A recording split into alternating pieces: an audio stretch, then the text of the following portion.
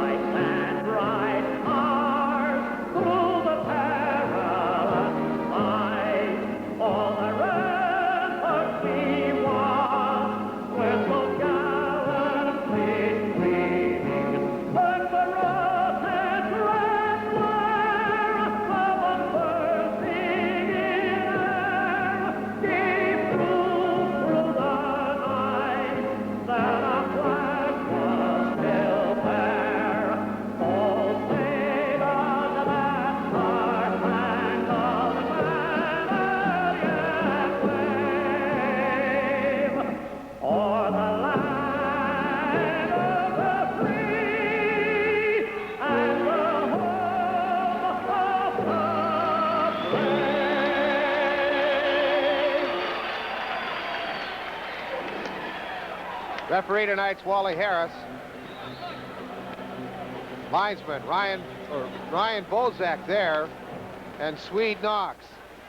I don't know where Ray Scapanello came in. He's only about 5'8". An import. Ryan Bozak's a little bit bigger than that. Playing in the nets for the Pittsburgh Penguins, Michel Dion with a 4.16 goals against average, 5 wins, 10 losses, and 2 ties.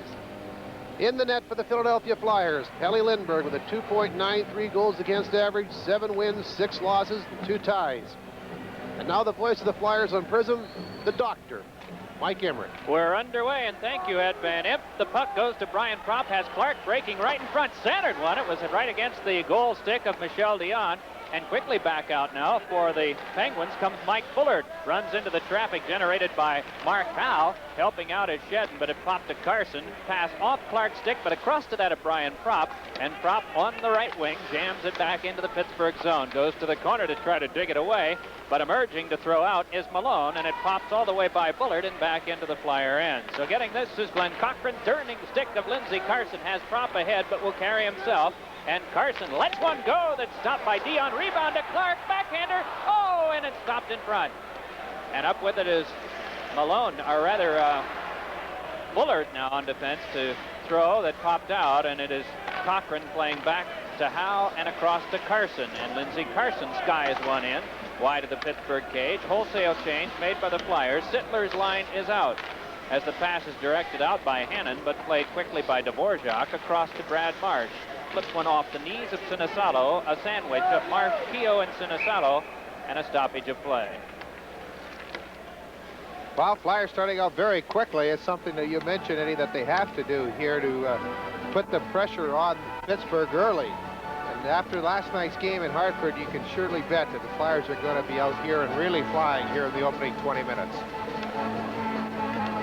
Sittler and Hannon for this face-off. Keogh and Sinisalo near side. Pat Boutet cross-iced along with Ray Allison as the puck is dumped in by Rod Buskus, and going to play is Dvorak. Checked by Hannon. He gets away. Puck comes loose. Boutet after it, so also Allison. Neither will get to it. Instead, it's Marsh. Wrapping it around for Sinisalo, who's checked by Buskus. Puck squirts through, and Pat Price will play. Price, one-time Islander property, turns one off Boutet's stick and down the ice. Lindbergh allows it to go, and scooting in to take it is Sinisalo for the icing call that results. 18:21 left in the first. 0-0. Sinisalo made a couple of really nice plays last night that resulted in goals for Allison and for Darryl Sittler. He also picked up one himself, and he is starting to get the timing and the feel of the puck that he's missed so many games. There's the action in the league tonight. Patrick Division, Jersey in New York to play the Rangers. And Washington is at home against the Boston Bruins. Islanders not playing. Flyer victory could draw them to within 3 of first. And from the scrum, it is Price giving over to Buskus. Ahead is Keogh. Buskus will lug it himself and then let one go. That's off Brad Marsh. Buskus and Marsh go to play. Marsh throwing it off, but Sinisalo pinched off, so the puck came back to Hannon, who caromed one off the corner boards. Picked up by Brad Marsh and sent ahead to Allison with Sittler and Sinisalo. Allison takes the middle of the ice and gives to Sinisalo. Drops it back for Allison. Wedged out by Price, but he got a pass to Sinisalo that was checked away by Boutet. Marsh hammers it back in. Dion got a stick on that as Price goes to the corner, but Allison gets the puck. Centers one, it popped out in front, and Peter Lee falls, but it's ahead to Boutet. 17:40 left in the opening period of a scoreless game as Boutet throws in, and Lindbergh sweeps right back around the right wing defensive boards for Ray Allison. Allison with point-a-game Ron Flockhart. At center ice, Allison shoots in, then comes for the completion of the shift change. Wilson out on left wing, and on right wing, Paul Holmgren with the Flockhart line. And Wilson does some pestering, and then Holmgren comes in high on Andre St. Laurent. Lee cross ice with one that, having some trouble seeing it, was Anders Hawkinson, the former Minnesota North Star, but he gets it back from Baxter and feeds on to Peter Lee, and it's Lee cranking one. Pad stopped Lindbergh. It's bunted ahead by Frank Bay. Then Wilson will shoot it further. Glove to the ice by Baxter, and Baxter flipping it back into the Flyer corner. Brad McCrimmon goes in, and Hawkinson right after him. Hawkinson, a feisty Scandinavian player, rolled it behind where Frank Bay was stepped into firmly by Andre St. Laurent, but it's Flockhart up with it, and Flocky hockey moves to center ice with Holmgren on one side and Wilson the other. He goes to Paul, then back to Flockhart, who's tied up by Greg Hotham, and so it's Baxter playing on the Pittsburgh defense. Holmgren stripped him of the puck, tried to feed Wilson, who was checked tightly by Lee, and it's thrown back out by Paul Gardner. Down the ice it goes. We'll have a whistle and stoppage of play. Appears that Pittsburgh's not going to try and take any chances inside their own zone. Anytime the Flyers look like they might put some pressure on, they're getting it out quickly, and I'm sure they're expecting a very fast start by the Flyers here, and they want to counteract that by possibly getting as many whistles as possible. Frank Bay had the puck in behind his own net, and he had his head down, not expecting St. Laurent to be there waiting for him, and St. Laurent leveled him with a good stiff body check.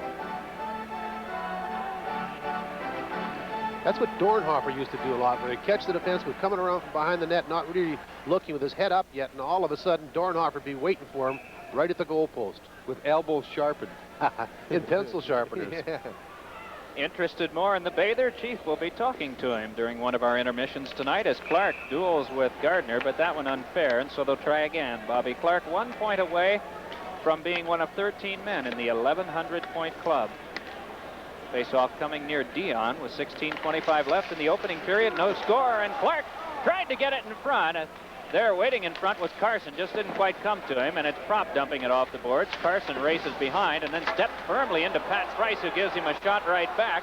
Carson after this one, so also Howe, and in the corner Gardner hand pass, but right to Clark. Clark swooping around in front, then and back. And Bobby Clark from the corner has Carson and Propp muscling their way in front, and Howe let a shot go that hits someone in front of the goal and goes over to where Propp can play. But right in his shadow is Carson, and a traffic jam created. Buskus going after it on the Pittsburgh defense. Clark able to take it right away, but Buskus continues to fight, and suicide frees it. That's what happens when you're really working hard. You almost can get in each other's way. They're over exuberant, but the Flyers had all three players in the corner there. Clark keeping that puck moving, and you can take a look at those stats. Pretty impressive. And a few active players still maintaining a point-a-game pace. Mark Howe had a good shot, but it hit Lindsey Carson in front, as Carson was trying to set up the screen on Michel Dion. Dion way back in the net. Had that shot gotten through, might have got past him.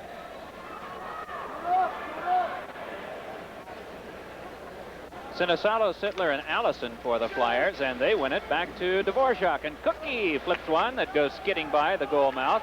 Tossed out by Shedden, took a hard hit from Sinisalo. It's followed up by Paul Baxter, and Baxter shoots in. So Allison will go behind to take from Pelle Lindbergh. Rushing in on him was Shedden, and they tie up. Allison able to force it around to Sittler. Tried to direct it out. Baxter must play at center ice. Dumped it back in, catching half the team and maybe 2/3 of it offside. That time with the Pittsburgh defenseman pinching in, the Flyers were attempting to come out along the boards to Darryl Sittler. When the defenseman pinches in like that, the forward has got to turn around and face the play so he can catch the puck, and that's exactly what Sittler did with the defenseman right on top of him, taking the outlet pass away. Dvorak's pass directed down the ice by Sinisalo, and as Baxter goes back to take this one, icing is called. So with 15:15 to go in the first and no score, there'll be a face-off near Lindbergh. Service Electric Super Channel 2 in Allentown. Watching tonight, a free preview to 48,000 plus non-Prism subscribers. And for those of you watching us in Allentown for the first time, my name is Mike Emmerich, and along with me, a couple of famous names of the Flyer past and present, if you consider the old-timers team. Bobby Taylor, who minded the twine many times in the shadow of Bernie Parent, and Ed Van Imp, the pitchfork-wielding defenseman. Oh, that's awful, isn't it, Eddie? It certainly is. I'm sorry. Sinisalo moves in, runs into some traffic. Big drive by Allison. Save. Rebound in front. They jam away at it, and it's thrown off the referee, Wally Harris. So it's Chorney flipping it around, but not yet out. Kept in and thrown by Dvorak to the corner. And Chorney tying up there with Sittler. With it, Allison behind. Allison spins and falls, but the centering pass is lugged back out by Mike Bullard. And Bullard at the neutral zone winds up but doesn't shoot. Gets by Dvorak, then tried to crank one, but Brad Marsh right there. And it's Malone going after it, but checked by Dvorak. Wrapped around the boards, Hotham unable to keep Sinisalo right on his tail. It's dumped off, and Marsh starts ahead. Giving now to Sittler. Couldn't get by the defense. Poked right back out, and along the blue line, it squibbed right on the line where Pat Price deflects it in. Wrapping up Bullard, and down he went with Brad McCrimmon, and the fans all sort of ooh, thinking there might have been a penalty call there. This one clicks off Mark Taylor's skates. He goes to follow up and is given a stiff bump. Puck thrown behind. Hannon after that is diving after him as Ron Sutter. Hannon's pass broken up by the checking of Tom Gorance, but it's Price to play. Circle to circle over to Hotham. Hotham dumped along, but it's not yet out. Bathe and Kehoe hung up. Puck handled there by Hannon, and Hannon drives it around on the left wing to Boutet. Pat Boutet with a pass on now to Hannon, and Hannon races into the Flyer zone. Had it poked away by McCrimmon, and Taylor fended it further so that Gorance could play ahead for Sutter, just out of his reach. And back up will come Hotham with a blind pass that is handled by Mark Taylor and given back to Frank Bayes. Across it comes to McCrimmon, and McCrimmon given a bump there. Ahead, here comes Pat Price. No one on the wing yet, so he'll try to dipsy-do by Bayes, but cannot. And Lindbergh will handle this one behind. Sutter playing, and it's Sutter punching it along past Mark Taylor, kept in by Buskus. Around the boards to Kehoe in the corner for Pittsburgh. Checked there by McCrimmon. Kehoe and McCrimmon hope for a stalemate with 13:06 to go in the first. Flyers nothing, Pittsburgh nothing. And in all seriousness, Edward, I do mean to apologize for that. That was an uncharacteristically snide remark. Doctor, you should. Well, I don't think he's sorry, Eddie. I don't think so either. But Bob, I think you hit the nail right in the head when you said that the Pittsburgh Penguins, where they had come in the spectrum here tonight and play a defensive style of hockey, eliminate some mistakes and try and keep themselves into the game. And so far, they've been able to do that. Again, that Dion's hot.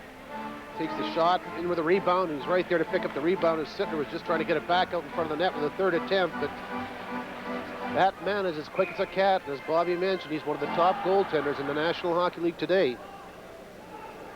Flockhart and Saint Laurent for the faceoff. Tapped by Cochran to Mark Howe. And watch this guy go.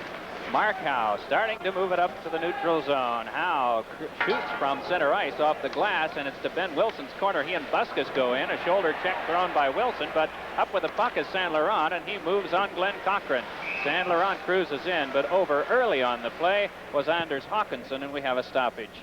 12:47 left in the first. In case you're just punched up prison, we have no score. One thing I've really noticed inside the Pittsburgh zone, the Penguins are a little hesitant to go to the corners and the boards first. They seem to be waiting and waiting to see what happens when the Flyers are coming in there.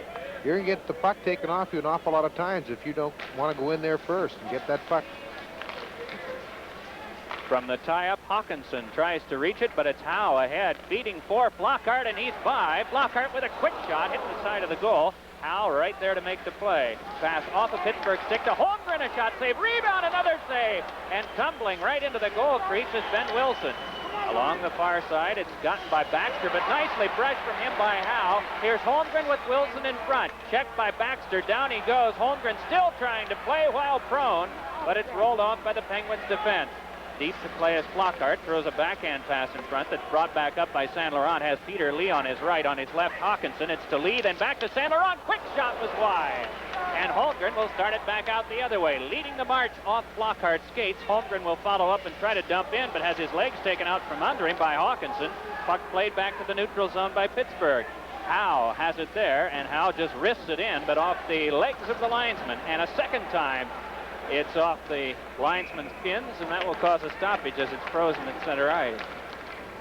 I don't think Paul Holmgren's at 100% right now. He looks like he's really moving slowly out there and very deliberately, and he's coming off those bad back spasms suffered a couple of games ago. In fact, it was against the same Pittsburgh Penguin team in Pittsburgh, that 0-0 tie, that he injured that back, and he looks like he's moving very tentatively out there. I would have to agree with you, but the last couple of, I guess, up and down the ice there, the last shift, he just was not the number 17 that we're used to watching. You'd almost feel that with every stride, would you? A back problem like that, every move you'd feel. You could even turn your head sometimes without it hurting. Puck won by Gardner on the face-off, and it is thrown out by Chorney. Off the stick of Stanley Jonathan it goes. Jonathan and Dvorak going into the corner, and Jonathan throws a hard wrap on Dvorak. Puck brought out by Carson as Clark on his left goes to the right for Prop. Off Chorney, Prop in front, save on the plate of Dion. Rebound is sent over the corner glass. Boy, a big save on the part of Dion, and a crazy bounce off those lively boards right by the Penguin blue line. It appeared that Chorney was going to be able to corral the puck, but he misplayed it. Prop was able to keep going, and then Dion, just standing tall, was able to make the save. And even though Dion was not out covering the angle, Prop trying to go through the 5-hole, watch Chorney mishandle it. Now Prop has a good chance to come in with a forehand shot, but Dion was right there, didn't go to his knee, stood up well, and made the save. Carson slotted Prop near side, now just at the lower left of your picture, just edging a little bit toward the top of the circle. Marsh and Dvorak are the point men, and we'll have nothing involving Bullard and Clark. Instead, it will be Malone and Lindsey Carson. Carson, the fourth leading scorer among rookies this year, as Marsh backhands one that floats wide to Clark's corner, though. Threw it to the slot, but instead it's Bullard bringing it back out. Has a man ahead on the left, that's Shedden, but cranks one himself that's blocked off with a glove of Lindbergh. And it's Marsh trying to hit Carson, but it goes all the way down. Pat Price and Clark going out, and Dion has to play it off. Gets it to Shedden, and Shedden's pass is just too far for Bullard. Something happened away from the puck, and I heard the chief say, and we'll get a chance to recap that when play is stopped. Carson on now to Bobby Clark, rolls it cross ice, and McCrimmon brings it ahead. Delayed penalty call is on as it's Prop winding the boards for McCrimmon, has Carson in front. McCrimmon, little pass for Carson. It's stopped by Shedden, and we'll have a halt to play in the penalty call. What the little groan was for me is Lindsey Carson really caught Doug Shedden with his head down right along the Pittsburgh blue line. Just flattened him with a check as he made a turn. And then Shedden, trying to get back at Carson, tripped him. And he'll go off for the first penalty of the game, and it comes at 9:16, excuse me. And it'll be the first power play for Philadelphia. But Carson, this is where the retaliation happened. That's when Shedden tripped Carson, took the feet out from under him. But prior to that is when Lindsey Carson really hit him with a solid body check right up along the boards in the Pittsburgh zone. There's a good indication of when we talk about retaliation penalties. You're better off waiting till the next shift rather than going after him right away, because you'll do something foolish and pick up a penalty, and that's exactly what Shedden did. Power play on. Holmgren back to Dvorak. At the front is Sittler as it comes across to Flockhart, then back to Howe. Turning stick of Sittler, who wheels, save, rebound, scramble, score! Paul Holmgren, I think, will get credit for it. This back can't be that bad, because he was really working hard, going towards the net, driving to the net, looking for that loose puck. And when he arrived there, Sittler took the shot, and the puck was laying there loose. And he jammed at it 2 or 3 times, eventually putting it in behind Michel Dion. Howe takes the pass into Sittler. Sittler wheels around, gets the shot on goal, and Holmgren just jams it down to the ice as the defenseman knocked him down to his knees. Again, the shot from Sittler. Holmgren right on the doorstep, just banging at it 2 or 3 times. The defenseman all over him, knocking him down to the ice, but it was all in vain. It was too late. It was already into the net for a power play goal, Holmgren. Chief will give you the official scoring on this one. Flyers get the first goal in the game, 8 shots to 3. Philadelphia with the advantage, and the Penguins find themselves in a characteristic position for playing here at the Spectrum, as Chief mentioned earlier, and that is behind. They just have not had fortune here at all. But this one far from over, and the Penguins an explosive team, just as the Flyers are here. Ahead with it now as Hannon tries to get further. Checked by Marsh, but following up is Baxter. Locked up with Marsh is Baxter, and they'll pin it to the boards right in front of the Flyers bench. And Chief, how did that one all turn out? Well, Holmgren gets his 7th. Darryl Sittler and Mark Howe are the assist getters at 9:27. And it appeared that a Pittsburgh player knocked the puck into his own net there, either the goaltender or Baxter, who was struggling for it, but Holmgren was the last guy to touch it. 1-0 Philadelphia. Hannon and Sittler for this face-off with 9:57 to go in the opening period. Glad you've joined us tonight on Prism. Flyers and Pittsburgh Penguins. Puck poked away by Boutet, and so Lindbergh has to handle to Marsh, then to Dvorak. Miro Dvorak giving to Marsh, and then a bouncer that was well away from Sinisato and back into the Pittsburgh zone. Hotham tying up Sittler so that Pat Price can make the play. Price having some trouble with Sittler checking, had to feed it right across his own goal mouth, and Sinisato gives behind for Allison. Allison hooked and then given a solid jolt by Pat Price. Bounces one off the boards that Sittler is spun off from by Hannon. Still loose behind, and Hannon able to turn away from one, then from a second. And it's Hannon just bringing it right back out to the neutral zone. Cross-ice pass is off the stick of Boutet, who chops at Dvorak, was able to unleash it back to the Penguin line. Getting up as Boutet sees it go by. Dvorak will go back to take this for the Flyers, who lead in the game 1-0 with 9:05 left, period 1. The goal by Paul Holmgren, number 7 of the year. Sinisato has Sutter ahead, ranks it himself, and it's waffle boarded to the corner by Michel Dion. Working for that is Sutter, but emerging is Keogh, and Keogh with Hannon toward the Flyer line. Rick Keogh able to get in, but Hannon in first, and so offside is called. The defenders are coming back. The Whalers are coming back. The defensemen are standing up. What it does is actually force the Penguins to make that one extra move at the blue line. In doing so, going offside. Ricky Keogh, as we mentioned, the scoring leader for the Pittsburgh Penguins with 14 goals and 19 assists. But as long as the defensemen are up there challenging, it makes the job a lot easier. Just prior to that at the other end, Sinisato had a good shot from just outside the blue line. But Dion, the goaltender for the Penguins, reacted quickly, deflected into the corner. Those are relatively easy saves for goaltenders to make because they're right around the waist, and you don't have to really bend for them, and you can use your hands to make the save. And it's a lot more difficult if that puck's lower. It is Paul Baxter from center ice, tossing into the Flyer zone, and Brad McCrimmon will take it there. McCrimmon, who once wore black and gold himself, though that of the Boston Bruins, got it to Ben Wilson, and ahead now for Sutter. And Sutter tried to reach Gorance with a pass that floated by, so Sutter races after it himself, took the hit from Malone, still digging for it is Ron Sutter, and he's able to emerge. Malone still working at him. Sutter able to get away as Malone hooked him, then gave him a little shot to the back with a cross check. Puck knocked loose. Malone tried to wand it away, but Gorance has it. Here's Gorance trying to get behind. Checked by Buskas. Puck sealed up by Malone, and a freight train by Wilson. And with all that pressure, it squirted right loose. And ahead now to Paul Baxter. Baxter looks ahead, has Bullard on the wing, but can't get by Frank Bayes. Wilson's pass is back checked away by Bullard, who turns away from Wilson, sidesteps the check of Sutter, but lost the puck to Bayes, trying to work ahead to Wilson, who was sealed off, so Sutter fed Tom Gorance, and Gorance backhands in. Shift change on for Philadelphia. Clark and Carson and Propp come out. Howe at defense with Glenn Cochran. As the Penguins emerge toward the Flyer line, Bullard trying to get by Howe, falls down. Puck played by the Flyers. They're all alone with it because the Penguins have just completed a change of their own. Clark playing off the wing to Propp, lost it to Hawkinson, kept by Howe. Ahead to Propp, who sent one through that was off Bobby Clark and wide. Lee locked up with Carson, so ahead with it now is Hotham, feeding off to Peter Lee, one-time Nova Scotia Voyageur. Lee got it to Hawkinson for a shot. That one hit off Mark Howe high, and Howe gets up to recover, plays it away once, then on the second time double-teamed, and Hawkinson tried to beat Lee, but Bobby Clark tipped it away. Lee locks up with Cochran, also there Carson, and it's Saint Laurent trying to move to the front of the goal. Forehander in front, off Howe, and trapped by Lindbergh. First bit of pressure on the part of the Penguins here in the opening 20 minutes as they were trying to keep that puck in play, and it was a dangerous play if that shot had hit any harder off Glenn Cochran, but Lindbergh very sharp on it. Flyers were having difficulty getting out due to the fact that Pittsburgh was forechecking them extremely well on that shift. That long shot from the corner actually went off Pelle Lindbergh and then hit Howe.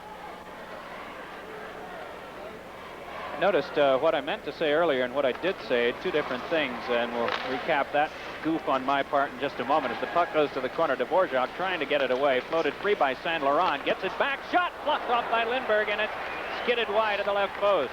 Dvorak can play it ahead, got it on the money to Sinisalo with Allison and Sittler, passed just under Sittler's stick. He's carried off by Lee. Dion out to shunt it away to the corner, then Hotham bumped by Sinisalo. Marsh ties up with his man, and it's held. Lindsey Carson is the fourth leading goal scorer, and that's what I meant to say, but I understand that I had given him credit for being the fourth leading point rookie scorer in the league. Rookie goals is his department. He has 10. 10 goals, 4 assists, 14 points in the 30 games. And, you know, there's so many times you keep looking at those Iron Man figures, as you see there. Brad Marsh has had one of himself ever since he's been in the league. He has not missed a regular season game. That's pretty amazing, especially with his style of hockey. I mean, he's you know, aggressive player in his own zone, but more than that, he's a shot blocker. And when you do that, it's only a matter of time before you get hit and hurt. Sittler nicely finessed it away from Baxter, but Dion came out to foil that ploy. Sinisalo in the corner sees Baxter play it around for Pat Price's side of the ice. 6:20 to go in the first period. 1-0 Philadelphia leading on a power play goal from the stick of Paul Holmgren. And ahead now it is McClellan. Winds, then lets one go. That's off Brad Marsh. Played by Dvorak around to Sinisalo on the left wing side with Sittler and Allison. Sinisalo slowly winds his way to Baxter. Cross ice looking for an opening. Goes by Stan Jonathan. Slots it to Allison for the drive that was well wide and popped high to the corner. Marsh fended it free to Allison behind. Allison has Dvorak in the slot. Backhand pass blocked by Dion, but kept by Marsh. Tried to get one through, but instead it bounced off McClellan and out of play. Excellent setup on a part of Sinisalo, and that's what we were talking about in the first few minutes of this hockey game. Last night he made some excellent plays in order for that line to pick up the 4 goals that he had, but that time there he just kept the puck, and a lot of times you'll find that, at least nowadays, where the teams will collapse on that puck carrier, or at least forecheck. All 4 Pittsburgh Penguins were back in there. They only had one guy back near the point, but he wasn't very close to Allison before he was able to get the shot away. That trailer is so very important. You have to watch out for him. So that old saying, Eddie, when you say you're never too late to back check, really works out when they use that drop pass a lot. Flockhart and Dave Hannon for this face-off. And they tie up. It's wedged to center ice by Boutet. And McCrimmon will just march it back in, tossing to the corner. And going back to get this one is Chorney. Takes the shoulder of Holmgren, and it's Taylor in front of Flockhart. Scores!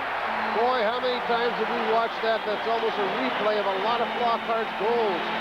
He gets the puck up behind the slot and just unloads with a cannon-like shot up into the upper top corner. That's exactly what happened. As blocky hockey. And has just scored his 16th goal this season to get back into the slot area. Flockhart there using the defenseman as a screen, puts it right up, throws it right by Michel Dion's glove hand. Nice setup by Holmgren in the corner to take that check away and the puck away to give Taylor that loose puck and set up Flockhart. But Michel Dion has been really playing back in his net. And if the Flyers keep shooting, they're going to get a lot more. Flockhart, hearing the Chief, let one go at just that moment. That was tipped out of play by Dion. Also got a bit of the back of the net, it appeared. Faceoff will be near Dion with 5:17 to go in the first. And the official scoring on the goal. Well, they've given the one assist to McCrimmon. They did not give it to Holmgren, even though Holmgren knocked the puck loose in the corner. So it'll be Flockhart 16th from McCrimmon and Taylor at 14:30. Holmgren set the whole play up with that body check in the corner to make that puck come loose. From the face-off, it is Sutter behind the net, has Gorance in front. Sutter turns, got it to Gorance, but he was hemmed up in a sandwich. Puck free to Price, and he just chops it down and says, I think it's time everybody rested a bit. Icing will be the call as Cochran touches up with 5:01 to go in the first. Flyers ahead 2-0. Pittsburgh really arrived here in an unusual fashion. They flew in from the airport in Pittsburgh, could not land here in Philadelphia because of the snow. It was not cleared off the runway, so they had to reroute the plane to Allentown. So the Penguins landed in Allentown and then busted down here, arriving here about 4 o'clock this afternoon. I want to mention once again, for those of you who might have joined us late, Service Electric's Super Channel 2 in Allentown. Free preview tonight for their 48,000 plus subscribers. And you're seeing a little discussion near the Pittsburgh net. Those eyes are starting to roll, Eddie. Yeah, he's got quite a reputation, Ben Wilson, throughout the NHL. I think he commands the respect of all the players. Boy, if looks could kill, we'd have a dead Penguin defenseman. Gorance in the slot, Ben Wilson up front. Sutter wanted to win, but instead saw it was Chorney who prevailed, and it is Pat Price giving to Hoffman, and ahead to Chorney, and on the wing now, it comes over to Malone. Tried to feed one in front. Nope, it is Price letting a shot go, and that one came off Gorance, picked up by Malone. Malone to the back for a shot by Hotham, and through an amazing screen set up by Mike Fullert. Lindbergh was able to kick it free. And it's Howe at center ice on the stick, but then off of Tom Gorance. Crunch thrown there by Sutter on Malone, and it is Howe in some traffic, getting it into Gorance, who slings it to the corner. Racing behind to play this is Doug Shedden, turning away from Wilson's forechecking. He gets it onto Malone, tries a bank pass at center ice that Bullard can't take because Glenn Cochran took him into Lou Nolan and the boys at center ice. Thrown right back off, and it comes through to Bobby Clark.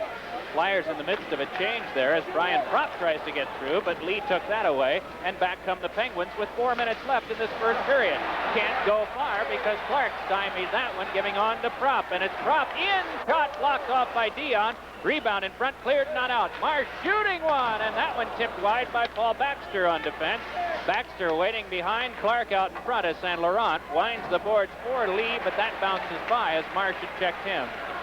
So Bobby Clark goes cross ice to Dvorak, and right back into the Pittsburgh zone it goes. 12 shots, Philadelphia 5. Pittsburgh. Marsh with a carom shot that went off Baxter. Puck kept by the Penguins, and they're just trying to gain some composure and get it out as they do with St. Laurent going in. St. Laurent hands over to Lee, and Lee's drive was off Marsh. Carson going for it, but Baxter let a shot go that sailed out of play.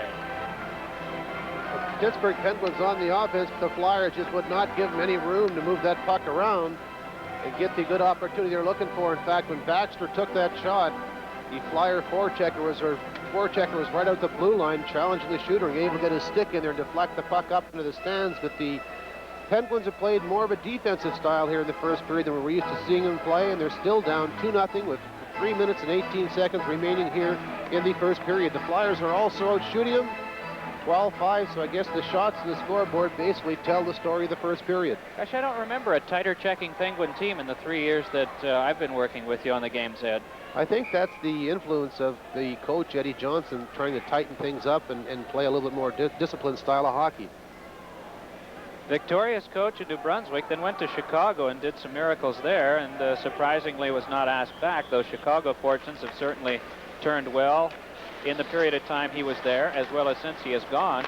And now with Pittsburgh, the pass goes ahead now to Lindsey Carson, who is in. Baxter watching him. Carson's pass was right on the money in the slot, but unfortunately to defenseman Mark Chorney, who duels with Carson in the corner. Still they're scrumming for it, Carson and Chorney able to bounce one to Anders Hawkinson's side. Hawkinson chipped it ahead. Saint Laurent able to take it away from the reach of Brian Propp and give to Peter Lee.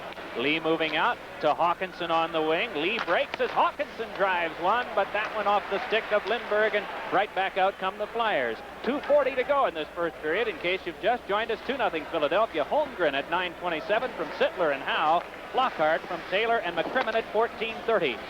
Lindbergh making a play to Marsh behind. Penguins completing a change. Stan Jonathan comes out along with Gardner. And Gardner hip checks Marsh down to the ice. Puck ahead to Sittler. Sittler and Sinisalo at the line. And Sittler in, ragging it to control. Backhander in front. And that one found its way through all the way in on Dion. Back out now comes McClellan for Pittsburgh. Gets by Bays. Still controls. McClellan hoping for the shot. Pad stop Lindbergh. Rebound is cleared, not out. Price with a chance. Score! Pat Price.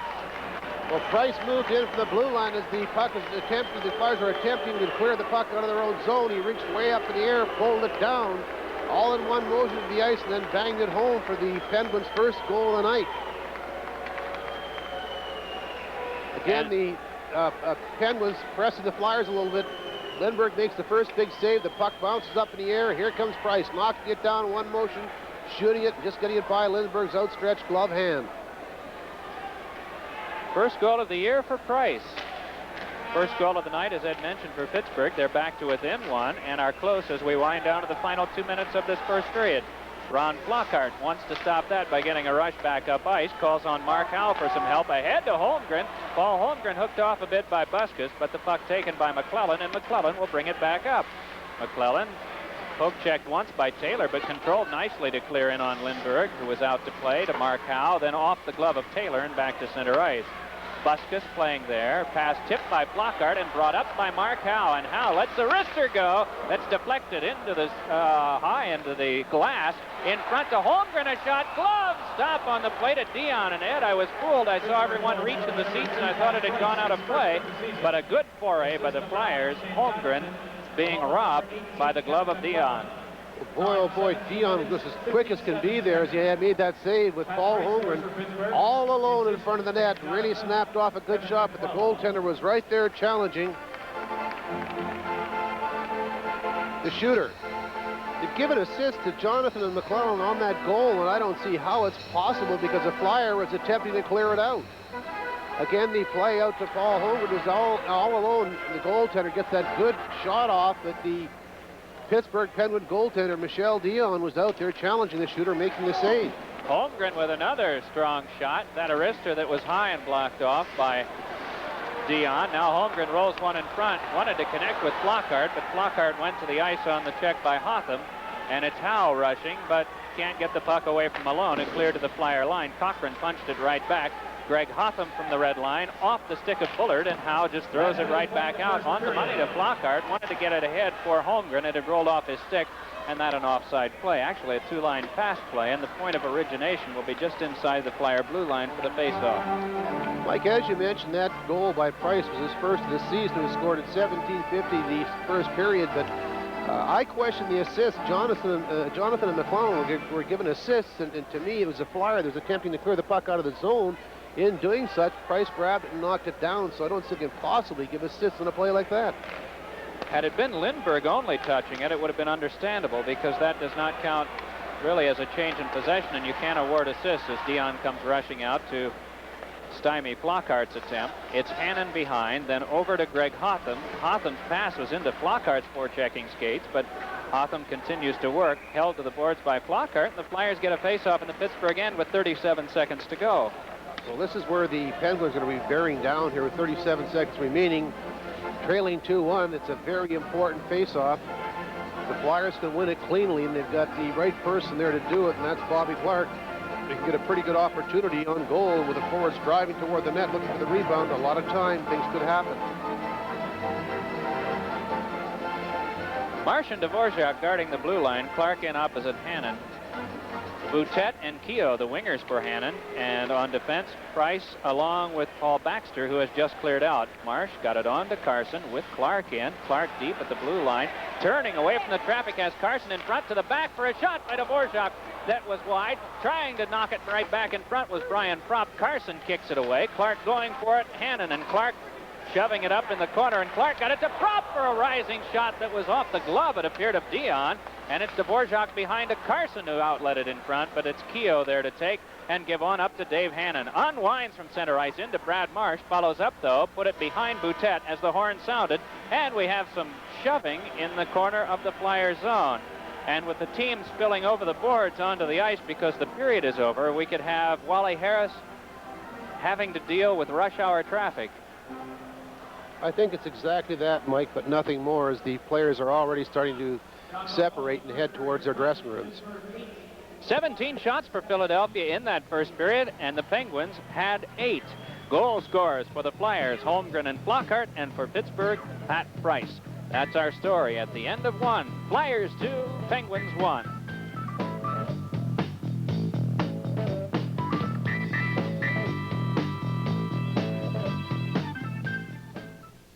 Are you stuck in a dead-end job? We're going to be killed! Oh, no. Just keep your hands on the wheel. Slow down. Not... Personal problems got you down? You can't go. All the plants are going to die. Well, the U.S. Army can turn your life around. Before I knew it, she was walking next to me, singing, do I did it, dum did it, do. Join a whole new breed of professionals. Get your body into incredible shape. Muscles, I love those muscles. Gilman! Master important career skills. Oh, what are you going to do with that? This. And represent your country in foreign lands. So am I to understand that you men completed your training on your own? That's the fact, yeah. Bill Murray in Stripes. Now there's really more to love, and it's not just in the afternoon. I knew what was good for me. I'd have never gone to bed with Biff in the first place. A startling and revealing look at the lives and loves of small-town people. Their passions ignited by money, power, and greed. It's all gonna be yours. Or maybe Biff's, or maybe neither one of us will want it. A new era in sophisticated adult entertainment. A new day in Eden. 2 on the score. Flyers lead the Pittsburgh Penguins after 1 period of play. Bobby Taylor along with Mike Emmerich and Ed Van Imp. And with the Flyer defenseman Frank Bathe. And Bather, the Flyers coming out pretty strong in that first period. I guess you'd kind of expect that after last night's game. Yeah, we had a bad game last night, Bobby, and tonight we decided before the game we had to strengthen up on our defensive play here and come out full tilt against Pittsburgh because they had a bad game, and I thought, you know, they'd come out hard tonight. They have a couple of guys there that really put the puck away. One of them is Pat Boutet. The other one is Ricky Kehoe. When you have a couple of guys that are mainly their biggest threats, do you have to adjust your style anymore to them when you can let the other guys go? I don't think we're adjusting really to them against a Pittsburgh team. I think maybe a little bit against a Wayne Gretzky or something, but Kehoe seems to be like an up-and-down player, straight up along the boards and shoots from all angles, gets a lot of goals. And Pat Boutet's a hard worker, and I think scores a lot of his goals in front of the net, so you sort of have to watch Pat around the net because he's jamming, and he's like a little Paul Holmgren. Do you have to, I know I haven't seen it too much, but are the referees letting you take the guy out in front of the net now? I mean, you don't see any guy really busting the guy out of there. You just sort of grab onto him. I think a few years ago you could get away with that a little more, and plus I think the guy's a little bigger today than a few years ago today, and most of them 200-pounders and that, and pushing and shoving. I don't think you're going to push another 200-pounder out of the way, so you got to play the angles and get in front of them and play their sticks a lot more. You have to get a stick of dynamite to get them out of there, huh? You know what? Mike Emmerich told me to ask. He says, how come you always save your best lines for the newspaper? You never give it to us here on Prism. A little shy of television. Frank, you've been teamed with Brad McCrimmon now since Winnipeg, I think, was the first time you get it there. You guys seem to be working pretty well together. Yeah, Brad and I have been working pretty well. I think the last few games, though, I think myself haven't been playing up to par, and we're trying to work hard. I think I'm in a little slump. And last night there, the first goal was, you know, was my fault, and I think we got to work a little harder between us, you know, and pick up the pace. I think the last good game we really played in the whole team lately, I think, has been against Edmonton. So we have to really bear down this month to, you know, catch the Islanders. I guess that's really odd, Alan. A lot of people don't realize that, but you seem to get out of what you do best. In other words, you sort of drift away from that. Any reason or any theory on why that happens? I don't know. I think it's because everything's been going along so well sometimes, and you're just taking it easy for granted or something. Myself, I think I've been swinging instead of taking the man out, looking the puck a little bit more sometimes.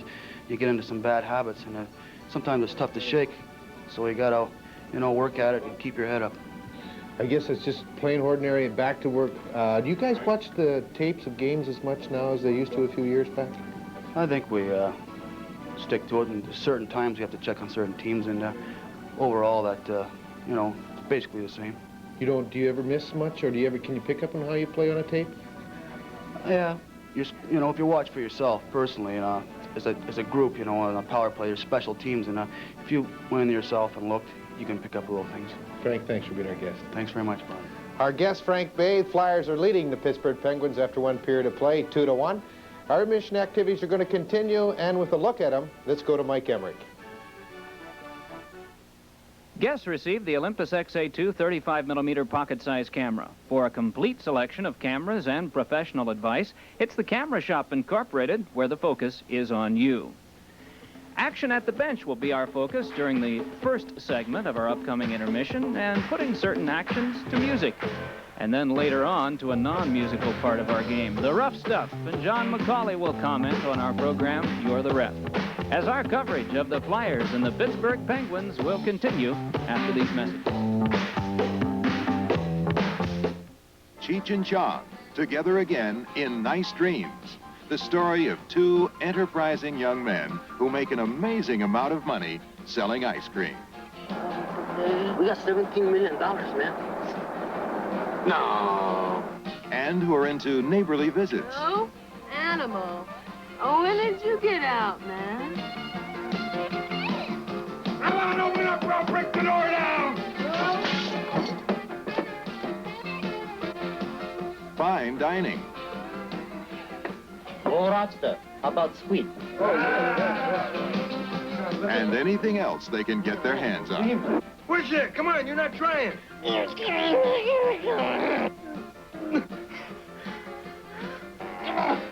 Hey, that's good one, man. Hey, look at the table, baby.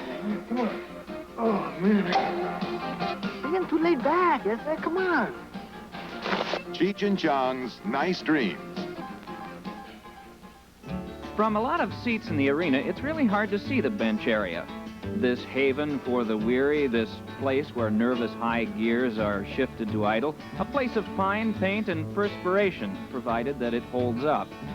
Areas rarely seen lend themselves to music of country and what we'll call ballads of the bench. If I were a miller and a mill wheel grinding, would you miss your colored blouse and your soft shoes shining? If I were a carpenter, I think I'll wander down the hall and have a look around. 'Cause I can't stay inside this lonely room and cry forever. I think I'd really rather join them two girls down, yeah. Come on in, baby, take your coat off. Come on in. Baby, take a coat off. Come on in. Baby, take the blues off. I'm gonna love that frown away. Come on in, baby, put a smile on. Come on in. Baby, tell me what's wrong. Come on in. The blues will be long gone. I'm gonna love your hurt away. Dark by night, you realize there ain't no way to hide your lying eyes. Sometimes the pleasure ain't worth the strain. It's a long old drive.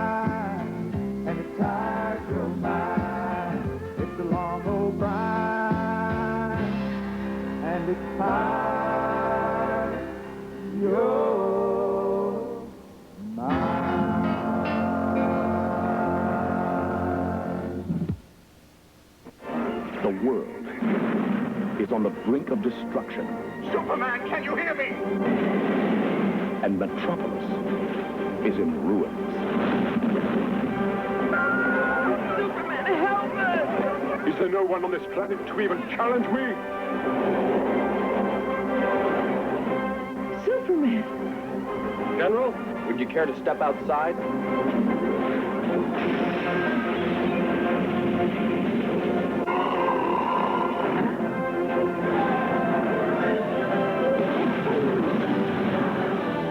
Revenge.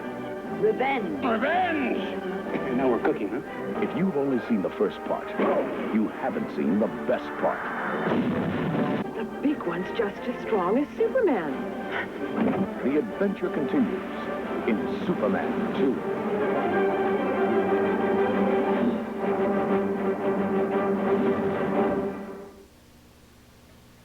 When this is the action, it keeps you busy. And when you, as the official, have finished your tally, you have to know how to weigh the balance of justice on the penalty side of the scoreboard. Do you know how to do it when the tally is completed? You're the ref. Hi, Mike Emmerich, along with John McCauley, Assistant Director of Officiating in the National Hockey League. John, here's the source of a lot of confusion for fans. They have multiple players involved in penalties, and sometimes the penalties that they hear announced aren't actually flashed up on the board, and that becomes confusing. So let's pose some sample situations and see what goes on the board and also who winds up serving how much in the way of penalty time.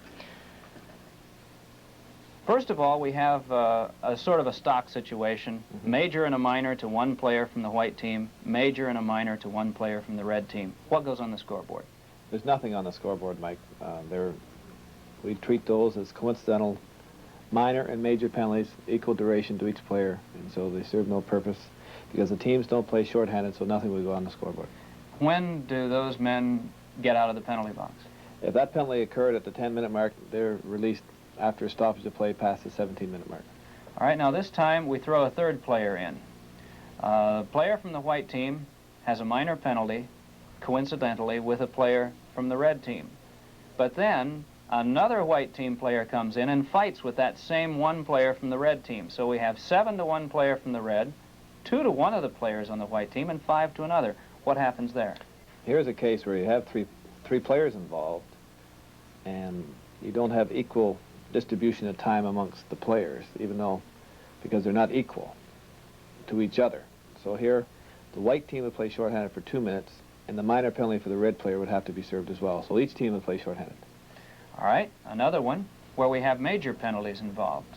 White team player fights with a red team player, and that same red player fights with a second white team player. So we have 2 whites with 5 apiece, and 10 minutes assessed to 1 red player. Here's a case, Mike, where we have technically 3 players involved, but we have 4 major penalties. And since we have 4 major penalties, we treat these all as coincidental major penalties, and nothing will be on the scoreboard. All right, last, this one could be confusing, but you'll straighten it out for us. And we are putting elapsed time in the period up on our graphic so that we can show you the distance in time that's occurring between these fouls. First of all, the white team is assessed a minor penalty at 18:50.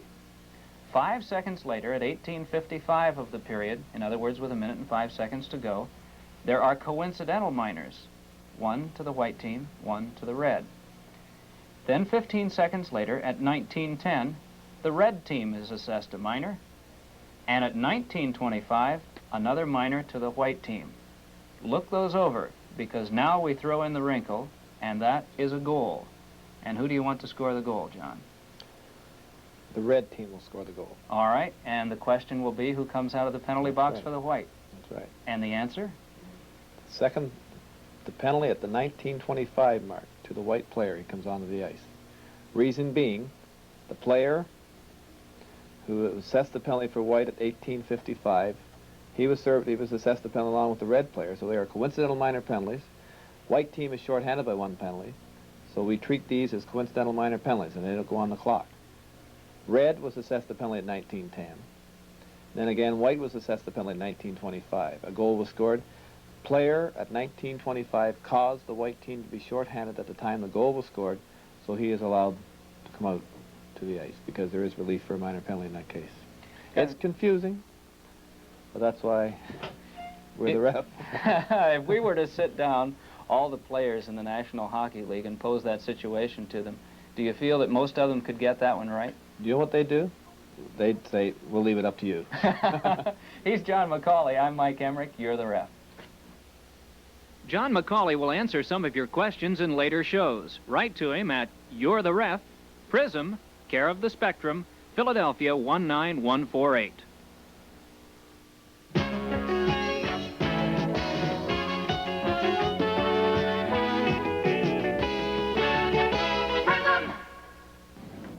Two on the score after one period of play. Flyers on top of the Pittsburgh Penguins. And Eddie, a period that Flyers started out very quickly, but then Pittsburgh sort of evened things out and it became a fairly even first period. It did, Bobby. In fact, the Flyers started according to Roll. We said they had to forecheck and get on the Penguins early, and they did that. And that's the type of hockey that they've got to do for 60 minutes. When you let up in this league, any club can come back and hurt you, and that's exactly what happened when the Penguins put themselves back into the game. Flyers scored a couple of goals, and the first one being on the power play. Well, that was a shot taken from Mark Howe, and Paul Holmgren was right on the doorstep, had a couple of bangs at it, and eventually, I'm not so sure who put the puck into the goaltender, Michel Dion himself, but it doesn't make any darn difference. Paul just got his credit for his 7th goal of the season, and that put the Flyers in the lead at 1-0, and there's a big, happy number 17. And right after that, Flockhart was given an opportunity, an excellent lead pass on the side. Flockhart's in the slot, using the defenseman for a screen, and just unloads with a cannon-like shot that beats Dion to the glove side high to put the Flyers ahead 2-0. It almost appears, the way Dion is back in his net, not out challenging like he normally is, the Flyers could get an awful lot, but Pittsburgh kept pecking away at him, and bad clearing on the part of the Flyers resulted in their goal. Well, the Penguins were putting the pressure on the Flyers a little bit in their own zone, and eventually the Flyers got control of the puck. The first shot was taken on Lindbergh. He made the save that comes up the slot. There we are. Allison had control of the puck and attempting to dump it out, just threw it up high. Pat Price moves in, takes the shot, and puts the Penguins right back into the game. Right now, that seems to be the problem with Philadelphia over the last couple of weeks, is that play inside their zone. They get the guys back in there, but they collapse it on their goal. They don't really look to see who's coming in and where it is away from the puck. I think he really stressed a good point, away from the puck, because in coming back into your own zone, if the guy's got the puck in behind the net, he can't score from there. You've got to look for those guys that are coming in later, those trailers, because they're the ones that could do the damage. In fact, I guess the last couple of games where the Flyers have had some trouble in giving up a lot of goals, that is the type of goal that's been beating him. And in fact, we talked to Bob McCammon about it before the game tonight, and he just hoped that maybe the Penguins would be the medicine that the Flyers needed to get themselves straightened around. Well, I'm sure he kind of reminded those people to watch that guy coming in late, and the second period's about to get started, so let's go upstairs to Mike Emmerich. Okay, Shep, a review of the scoring plays that you've just seen. Holmgren from Sittler and Howe, Flockhart from Taylor and McCrimmon. It remains McCrimmon, by the way. Price from Jonathan McClellan. And you have the time. Shots on goal in the period for the Flyers 17, for Pittsburgh 8, and the out-of-town scoreboard is coming up. Boston leading in Washington 1-0 after the first. Hartford with a first period lead over Buffalo. Detroit ahead of Calgary 2-1 in the first. New Jersey and the Rangers just underway. Quebec and Chicago a little later on. Boston 6-1-3, only one loss in the last 10, and Washington in the last 9 games without a loss at all, 4-0-5. Hartford is unbeaten in the last 4. Buffalo has not won in the last 4, and the Detroit Red Wings have won 3 straight games. And that will certainly help them pull further away from Toronto. They are only 3 points ahead of Toronto at this point for the last playoff berth in the Norris Division. And Toronto not winning at all. As a matter of fact, they've gone 25 on the road, extending over last season without a win. Offside play in the first 5 seconds of the second period. We're glad you've joined us on Prism tonight. Our telecast of the Flyers and the Pittsburgh Penguins. Thursday night, Detroit will be here for a 7:30 telecast. And next Sunday, the last game before the Christmas holiday at the Spectrum with the Washington Capitals. Played along to Greg Malone, but lost to Howe, then fed by Prop to the point to Carson for a shot that floated wide. Off it comes, and it's handled by Doug Shedden. Cross-ice pass good to Malone, and Malone into the zone, drives one off Carson to the corner. Trying to check was Cochran, got it to the point where Baxter's shot hit a couple of players in front, Malone and Howe, and then went wide. Drop pass on to Bobby Clark, throws it off the left boards, out to Carson, but it just bounced away as he was coming in. He didn't apparently see that one come right in front of him. And Malone can play back out for the Penguins on for Bullard, but taken by the Flyers, and Brian Propp will head it right back the other way to Captain Bobby Clark, then through to Propp, and Propp wheels at the circle, then holds and looks to the back where he gets some help from Mark Howe, and at least watching at this point, then Clark tipped it back where Howe had to play. To Cochran, then to Howe, but off Chorney blindly at the Pittsburgh line. Retrieved by Cochran, but poked from him by Chorney, so Howe must go deeper as the Penguins make a complete change. Mark Howe away from the falling Peter Lee, and Howe brings it to the line. Pass off the stick of Mark Taylor, tipped back along by Hawkinson and taken out by Saint Laurent. Andre Saint Laurent tried to get by Howe. It was knocked away, but Price followed up. Then that play run off by Paul Holmgren. Took a check, kept going, then fed a little pass that is sent on the backhand out by Taylor to Ron Flockhart. And Flockhart lets one go that's batted away by Dion. Hawkinson playing in the corner to Pat Price. Winds the boards around to the side of Peter Lee. He was just watching for Taylor to come. Checked him off so that Andre Saint Laurent could only get as far as Cochran. Right back in it comes, and so the Penguins must chase again as Dion pats it over to Hotham. Took a hit from Holmgren as Hotham wound it around to Hawkinson. Tries for Price, but Holmgren occupied Price's attention. Puck jammed against the side of the net by Mark Taylor, and a chance now for Hawkinson to outlet to Saint Laurent, then on the wing to Lee. Peter Lee is in to Saint Laurent in the slot. Wrist shot is just kicked right back down by Flockhart, and so the Flyers will watch as the defense of the Pittsburgh Penguins handle it behind their own goal. Baxter with a long pass to Boutet, but all the way down it goes, and Lindbergh can play high over the glass and into row 6. Stoppage of play with 17:33 to go in the second period. Flyers ahead in the game 2-1.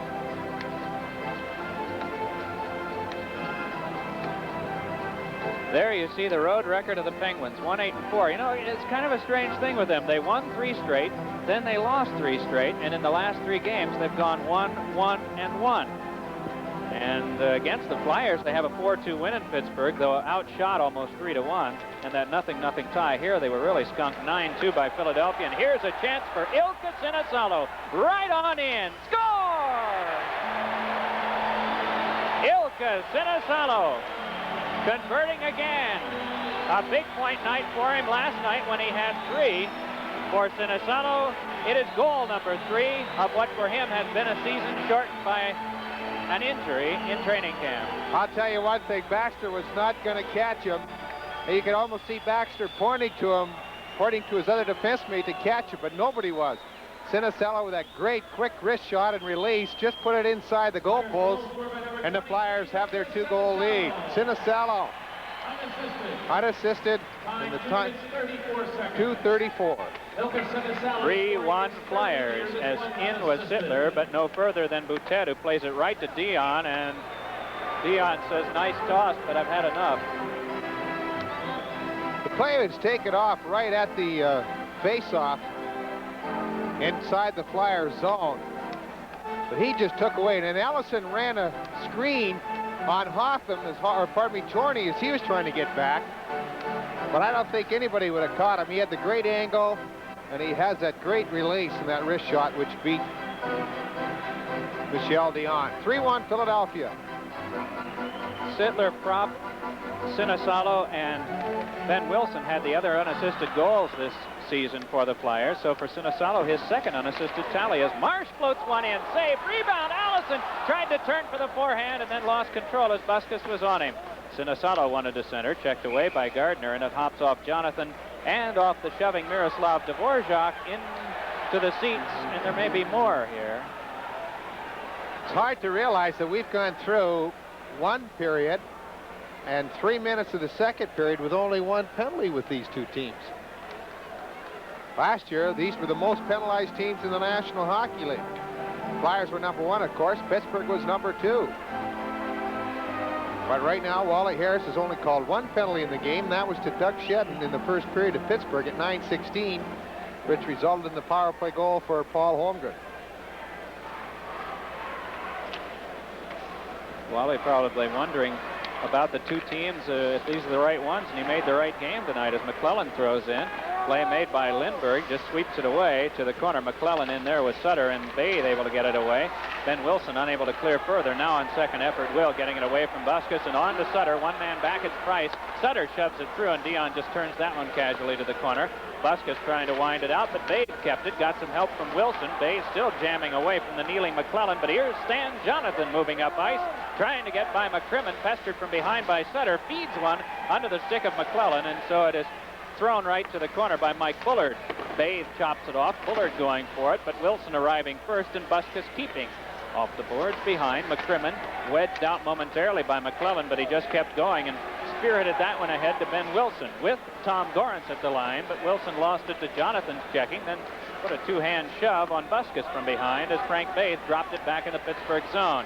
Pat Price overskated there in trying to sweep and just fanned on it as Bullard tries to start away. Mike Bullard head manning up the left wing to Jonathan. Pass broken up by Cochran and one-handed on to Brian Propp, who just sends it back into the Pittsburgh zone. Change made. Off is McClellan, and back on now is Doug Shedden for the Penguins as it's dumped to Carson. Carson run there by Bullard, and the sticks came up as Clark tried to feed one in front. That instead is taken by Shedden. He can't get out. Lindsey Carson to the point for Cochran's shot that's flagged down by Buskus, and Buskus just corrals it away, then got it to Shedden, who's really stepped in too soundly by Cochran. Shedden gets the puck back again, fed on the wing for Malone, but Clark was there. Then down goes Bullard wanting a penalty, but Mark Howe is away with the puck. Howe freezing into the Pittsburgh zone. Nice shovel pass to Clark. Then to Propp. Drive blocked away by Dion. In the corner, it's Buskus with it, and Buskus dumps it around as Mark Howe was able to play in the corner. Got it to Carson. Forehander blocked off by Dion, and it's ripped off the glass and all the way back into the Flyer zone by Mark Chorney. So Glenn Cochran goes back to put the lumber on the rubber, and we stop play on the icing with 14:40 to go in the second.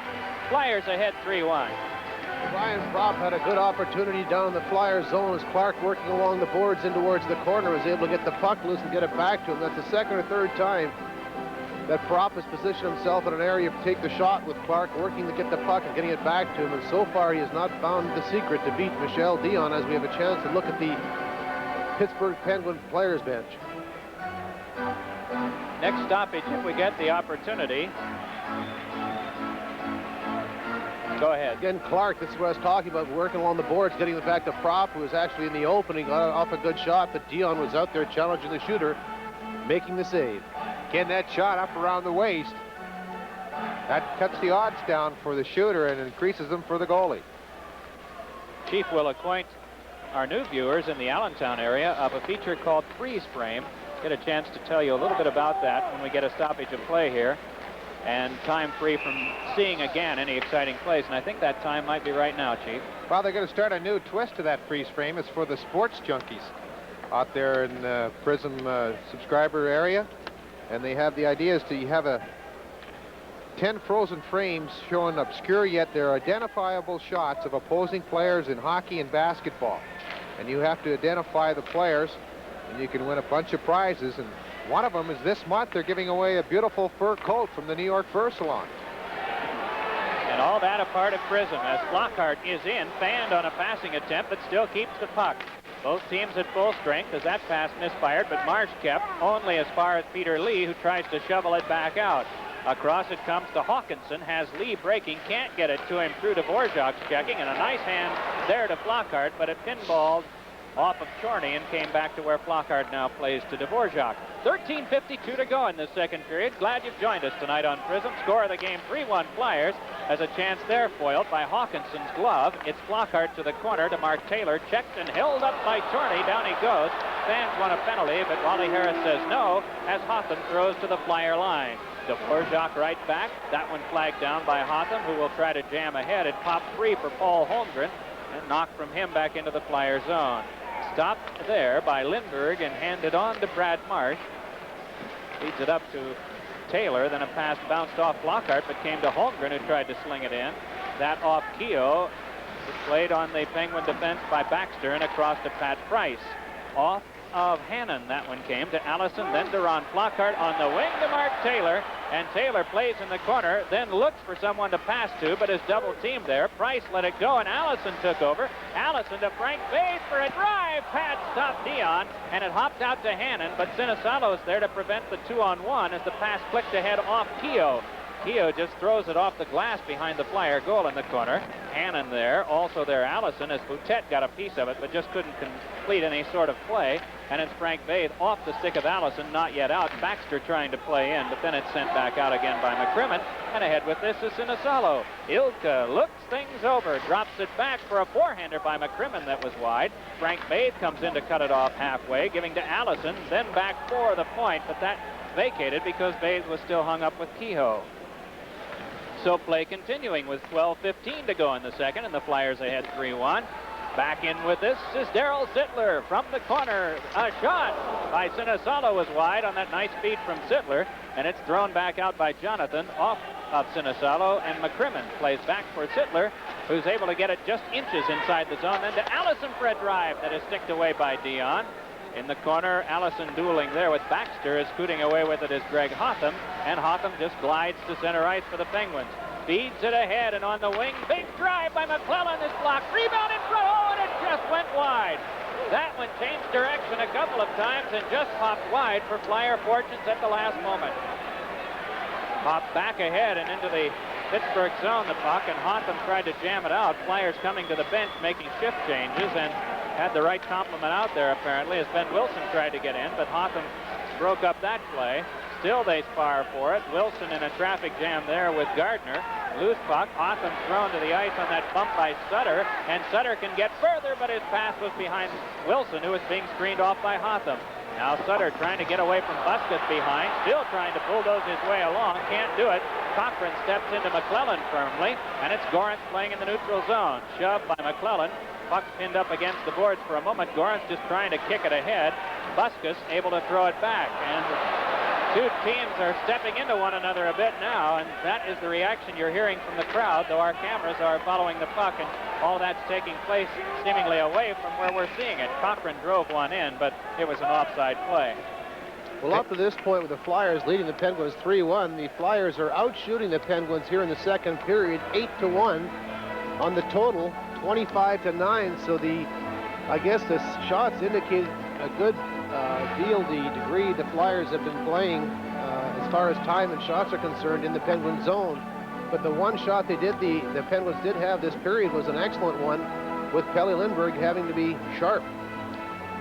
Well, Jamie McVickers noted that they had a continuous play of 3:44 without a stoppage. So you're not getting many chances for a whistle to be blown, and maybe the officials down there are kind of being lulled to sleep. But Penguins had an excellent chance. They broke 3-on-2, and McClellan decided to take the shot. It was a high one, as you saw there, but the puck was almost put in behind Lindbergh by Mark Howell. Brad Marsh chopped ahead for Clark, swatted off him, but followed up by Dvorak, put it through Clark, but handled by Chorney and rolled back. Bullard tried to get it ahead, but Bobby Clark corrals it there, looking for point number 1100 tonight, as Prop taps to the corner. Chorney drives it off. Dvorak watching, but Malone will step by him, and here's a 2-on-1. Bullard on the wing, across, and moving in. It is Shettenberg on the hook blocked away. Shedden playing in the corner, sweeping and forehanding one wide. Chorney to keep off the boards behind to Malone. Wanted to connect in front of Highwin that Shedden couldn't grab, and it's poked away by Prop, and a 2-on-1 for the Flyers now. In is Carson, drive, sizzled wide, and came around past Bullard, but to Malone at center ice for the Penguins. This shift is really a wide open one, as it's Shedden looking, Malone shooting, blocked off by Dvorak. Malone goes to play, but is given a sound bump by Carson. Around it comes to Shedden. Feeds back to the point for Hotham shot. That went off the knees of Carson behind. Bullard wanted to get it to the front, but instead it's Brad Marsh prevailing. Then shoved to the boards by Malone. Down on the puck goes Marsh, and we have a stoppage. Well, Pittsburgh moving the puck around again. The Flyers every once in a while start running around in their own zone. Now Marsh has saved something to Bullard, and Clark ended up on his backside. I think what happened is Marsh gave Bullard a little push, and then Bullard kind of moved from the push and hit Clark and knocked Clark down. I think we're going to have some penalties here. And Baxter's having a words with Marsh now. But it appears that Brad Marsh of the Flyers and Mike Bullard of the Penguins will be going off for penalties. Whether or not there'll be minors, majors, or misconducts, we'll have to wait. I spoke too soon, saying how quiet the game had been up till this point. It's picked up, even using the body a lot more here in the last 4 or 5 minutes, and as a result, we had the altercation. And Flyers penalty to number 8, Brad Marsh, each 2 minutes for roughing. The time, 10 minutes, 32 seconds. I think, go ahead. As we just heard, they both pick up minors at the 10-minute and 32-second mark for roughing, so the teams will play four-side. If memory serves me correctly, I was watching for those Pittsburgh point men, and they were in past the outer rim of the circle, but nonetheless, there'll be a face-off in the Flyer end. Face-off will come near Belly Lindbergh with 9:28 left in the second, and the Flyers ahead 3-1. And you saw the puck drop. It comes to Big Frank Bay. Winds it around, but past McCrimmon. Keeping in is Lee. Rolls one loose in front that Bade can outlet onto Flockhart. With Sinisato, Flockhart is in and pulls up to watch things flow. Corners one past McCrimmon, and Dion comes out to just shovel it away behind to Paul Baxter. Baxter for the Penguin defense. His team trailing in the game 3-1 midway in the second period as it's on to Saint Laurent. Watched by McCrimmon. He slides into home safely, and it's Sinisato stepped into by Baxter, who cranks one. Score! Paul Baxter. As the Penguins have goals from two defensemen to draw back to within one. All it takes is that little body. He didn't really throw a devastating check, but he caught Sinisato with his head down and off balance. He just checked him down, and the Flyers had everybody outside the blue line, nobody backing anybody up there, and Baxter just walked in and blew the shot in between Lindbergh's legs and tied the game. Not a good goal on the part of Lindbergh, but still the Flyers had nobody in possession or nobody near him. You have to learn to back each other up. Everybody started to move out of the zone to go on the offense. But a nice play by Baxter has given the Penguins the second goal of the game and moved them within one of the Flyers. An unassisted goal by Baxter, his fifth. And it is tight once more to a one-goal margin. Flyers with the advantage as Pat Price and Allison bump in the corner. Allison has Sittler in front, but just can't get free from Price to make the play. Wally Harris had the arm up a moment, it appeared, but that was just to dodge out of the way, apparently. Sittler in the corner. Allison, wedged off by Buskas, keeps going, does Ray Allison. Sittler there to try to pick the two of them clean. Sittler able to keep. Couldn't get it in front for the breaking Cochran. And Buskas now, after mauling Ray Allison a bit, will get a minor penalty. And Cochran and Buskas might go. No, it's going to be Buskas, I believe, right now. He had it for holding, but Cochran coming in there to say something. He should calm himself down a little bit because the Flyers have a chance to pick up a power play here. I've got to agree with you, Bobby. At this point in time, you've got another period to play. You're going to play against a few more times, and I think Cochran has picked up a penalty. So what that does, it's going to eliminate the power play opportunity the Flyers had as Cochran is in the penalty box.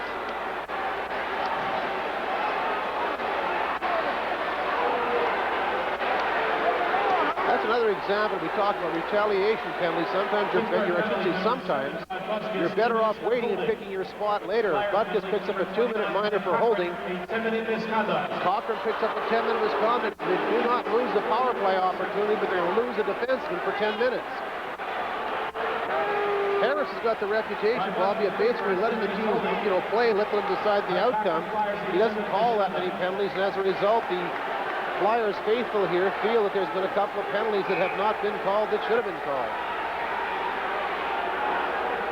You throw players out and then giving double minors as well, it makes it a very easy job for a referee.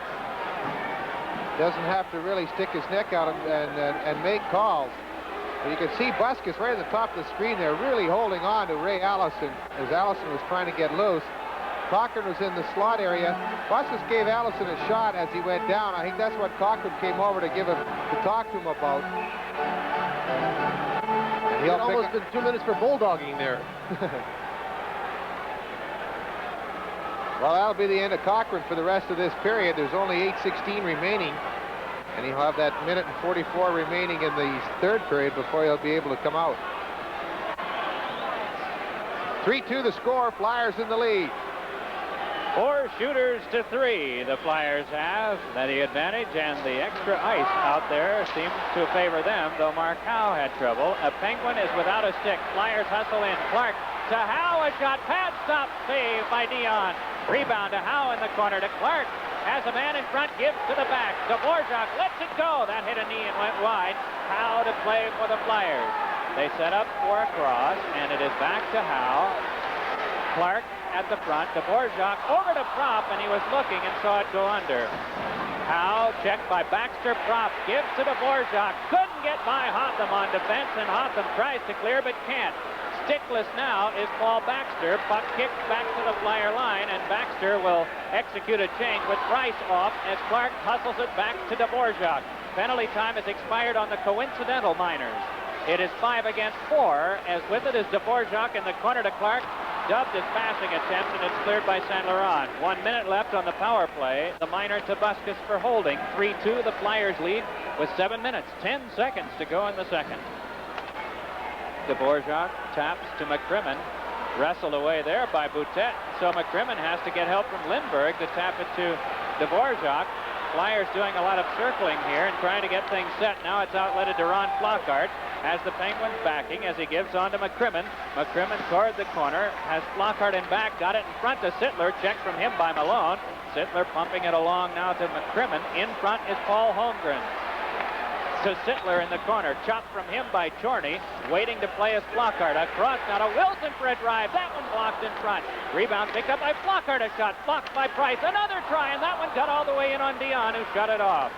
Flockhart to play again with 10 seconds left on the minor penalty. Boutet dueling, Flockhart winning. Lines up, shoots one that went wide.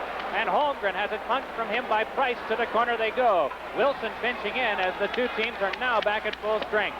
Around the boards, it's wrapped in McCrimmon, able to keep pressure on the Pittsburgh zone. Wraps it around for Holmgren behind. Center to Sittler. Hit the goal post. That was in.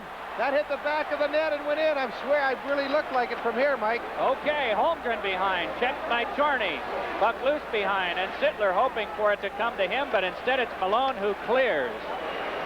It looked like they hit the middle part of the back there. It comes out. We'll have a good look at that in the replay. And it appeared that it came right out. It came in and out so quickly, but it really appeared from this angle that puck went in. Well, that net, as it sits down on the edge, it's got that center part where it actually has a metal plate that comes back out. Good look at it here now as Sittler's moving to the front of the net. There's the shot. No, it hit the goalpost. Yeah, it hit the goalpost dead on. Boy, I'll tell you, an excellent opportunity. Nice play on the part of Holmgren, but it was Sittler dead on the post. I stand corrected. I thought it went in. I thought goaltenders were supposed to have good eyes. I just took it for granted that that's what you said. That's the way it was. Gee, everybody at that end stood up too, and they're usually just like goal judges, especially in those first 5 or 6 rows. They're picking up pieces of a broken stick in front of the penalty box. I think it was Baxter's stick that was broken there when Mark Howe and he were fighting for the puck. Away from the play, was it Baxter who came to the bench and then still didn't get a stick? Because I know back down a few seconds later he still didn't have one, and I don't know if maybe it wasn't ready or whether he just didn't execute the he went to the bench, Mike, and to get a stick, and then he signaled to have another defenseman come out and replace him is what happened. Eventually Pat Price did come out, but I know it was still a half a minute or so after the stick was broken, and it appeared that one of them was going to the bench, and I didn't get the number at the time. I did see the exchange you mentioned. We're going to have a second face-off near Dion now with 5:40 to go in the second. And the Flyers leading the Penguins by a score of 3-2. From the tie-up, it's to Brad Marsh. Tried to pass ahead that is wedged by Prop to Marsh. Forehanded it right into the legs of Bullard, hoping for a pass to come from Shed, and it didn't. And Prop let one go that was high off Dion. Prop able to keep, though. Pestered by Hotham, gets it off to Carson, drives one that is kicked away by Baxter, and it's Shedden outletting to Bullard. Has a man up the wing. It's Harinovich with his first appearance of the night. A quick wrister that's shut off by Pelle Lindbergh. Clark to keep that one and just skies one all the way back into the Pittsburgh zone.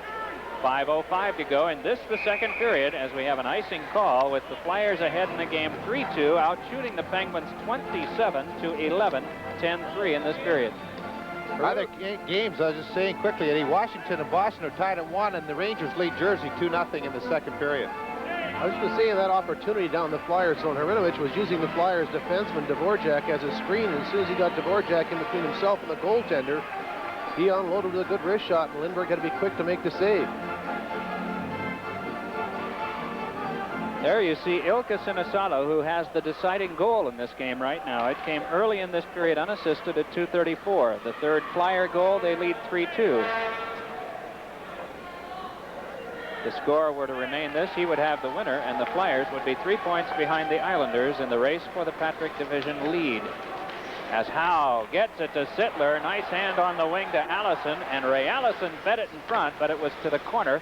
Sinisalo to play there, throwing it off the glass, and Allison away from Pat Price, just forehanded it behind. Taken there by Mark Chorney. Chorney rushed by Allison, pass up. Howe wanted to strip Boutet, but could not.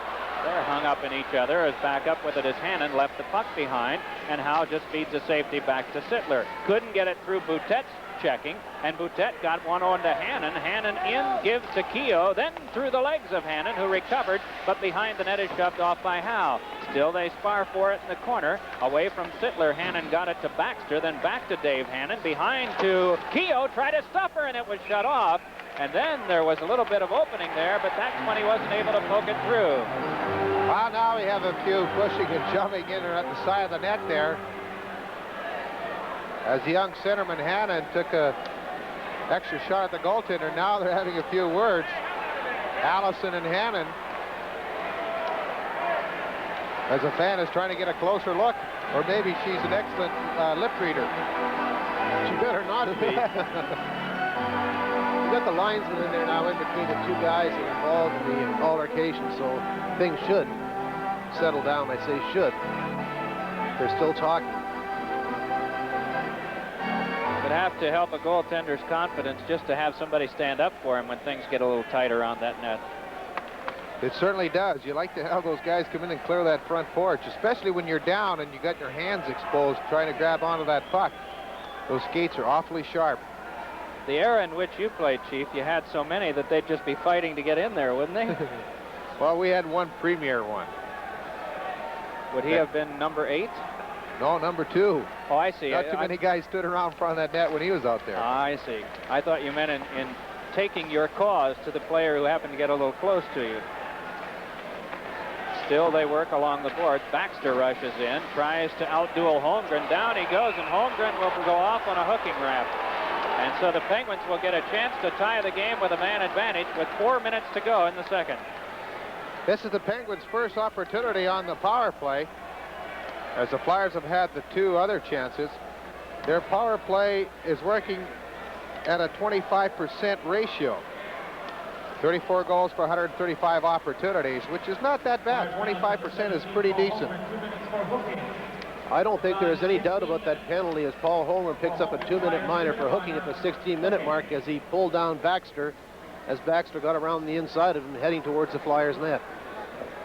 Flyers are 3 for 17 in the season series with the Penguins on their power play. Pittsburgh 1 for 17, counting this as the 17th opportunity. 1 for 16 in previous efforts. As Malone will be flanked by Shedden on the left wing. On the right wing, Bullard. Left point, Baxter. Right point, Greg Hotham. McCrimmon, Bathe, Howe, and Clark. So 3 defensemen out for the shorthanded Flyers. Malone and Clark and patiently waiting fans are rewarded by that one that eventually comes to the corner, but they'll have to ease to the front of the chairs again. 1:55 left on the Holmgren hooking minor. 3:55 to go in the second period. Flyers by 1, 3-2. I think if the Penguin coach, Eddie Johnson, could write a script for tonight's game, I think it's just going according to the way he wanted. He wanted to keep the game close, the score down, and just hope for the power play opportunities. Bullard back to Baxter. Tried for Bullard, deflected by Clark, but taken by Shedden. To Baxter once more. Feeds across to Hotham. Cross ice right to Bobby Clark, and Clark will just start out with it. Bobby Clark on, has Howe with him, and Howe will carry further, then sweep it back to the person of McCrimmon. Good penalty killing here as they play the four corners well, and Frank Bates dumps it along. Howe able to get that one further. Took a hard rap from Baxter that resounded on the boards as Malone tried to feed back out to Bullard. Bullard able to scrap loose with it now with 1:18 to go on the power play and 3:18 in the second period. That pass shanked a bit as Shedden tried to take it. And the Flyers just keep possession, and Frank Bates will just tap it back into the Pittsburgh zone. Allison, Propp, Marsh, and Dvorak come out for the second half of the shorthand situation. 3 minutes to go in the second period. Flyers ahead in the game 3-2, but Pittsburgh with a power play here. And on with it is Malone. Marsh watching him carefully. Malone trying to go by. Fed one that Dvorak cleared. Buskets kept. Set one in front. Kicked out by Lindbergh. And Dvorak plays and clears. It's good defensive play for the Flyers. Let Lindbergh make that first save and help him with the rebound, and that's exactly what the Flyers did, clearing the doorstep and getting the puck down the ice. Gardner with Price. They crisscross. Gardner trying to get in, held off by McCrimmon, and the puck cleared as the big crowd for the second time in the game oohs a bit, anticipating that the Flyers might have been called for a penalty. Price with this rolls it ahead, but too far for Buskus. Buskus caught up to it and shoved it in. Lindbergh leaving behind for McCrimmon, drives it off. It went through Allison and is stopped by Buskus. Price to take it there. And Pat Price at his own line for the Penguins bounces one ahead to Boutet. Cross ice through Keogh, but handled by Price as penalty time is over to Holmgren. 1:54 to go in this second period. 3-2, Flyers in the lead as Marsh drove one around that came all the way to Hotham, who coasted to his own line, then threw it off the skates of Keogh and across two lines. I mentioned big crowd, and that really, I guess, is not only habit, but also the fact the crowd is a bit noisy, but it is not one that has filled a good deal of the seats tonight, partly owing to the weather. I would say a great deal owing to the weather, Mike, because these two teams usually put on a pretty good show. That's Pat Boutet, the man that I mentioned is the #1 gunner in the National Hockey League as far as percentage is concerned, shots on goals, the number of goals scored. St. Laurent and Flockhart on the face-off, and Frank Bates will chase it down. Hands to Mark Howe, and Howe off the turning stick and skates of Flockhart, who will have to go deeper. Chasing him is Harinovich, as Flockhart gives back over to Howe, and Mark Howe just moves casually to the Pittsburgh line, then dumps one in. Dion out to play. Hands off to St. Laurent. Right behind Dion went Mark Taylor of the Flyers. Puck not out yet. Taylor fighting for it, so also Bates, but it's back to the neutral zone where Taylor turns, has Holmgren as a lonesome end. Holmgren throwing a bit of a pick as Taylor got in, then took a wrap from Harinovich. Baxter to handle it behind, then lost, but got help from Hotham, his defense mate, to clear past the leaping Flockhart and back on Lindbergh. 1 minute to go in the second period. Flyers leading in the game by one. Want to get another one on the board before the horn sounds as Flockhart is in, crisscrossing with Holmgren, then threw one-handedly for Holmgren's side, but he'd already made the loop. In the corner, Price and Taylor hold. Face-off to come in the Pittsburgh defensive zone. We've got a lot of players right now just standing eyeball to eyeball. Frank Bates is down there. I can't really catch the Pittsburgh player, but there's an awful lot of talking going on before and after the plays. Being first on the scene in a situation that we discussed earlier where somebody causes the goaltender a little bit of flustering, what do you say? Enough of this? Well, or it's not so much what do you say, it's basically what you do. An awful lot of times you can talk as much as you want, Mike, but if you don't really set a precedent or say, hey, listen, we're not going to stand for it, all the words in the world doesn't really make any difference. A little shoulder, a little shove here and there. Make them know that they just can't get away with it. Or if they're going to do it, they're going to pay a price. The voice of Ed Van Impe, longtime Philadelphia Flyer, and like Bobby Taylor, played just a small fraction of his career with Pittsburgh, so knows both of these teams as franchises very well. Dion in to rip it away from the on-rushing Brian Propp, and back up Boutet. Half a minute to go. Penguins want to tie it before the end of the period, but that rush will be foiled. The late offside will be wiped out as out comes Carson, brushed from him by St. Laurent. Brad Marsh watches as St. Laurent lets one go, and that one hit off Marsh in the glass, so Clark can play around to Marsh. St. Laurent rushing him, so up it comes to Carson. Then Propp slugged down by the stick of Boutet at center ice. Propp gets up and looks at the referee as Dvorak shot. Deflects wide. Rebound right in on goal off Clark. Then Marsh with a drive. That one floated wide as the horn will sound. And then Clark and Price, and now the wrestling match is on.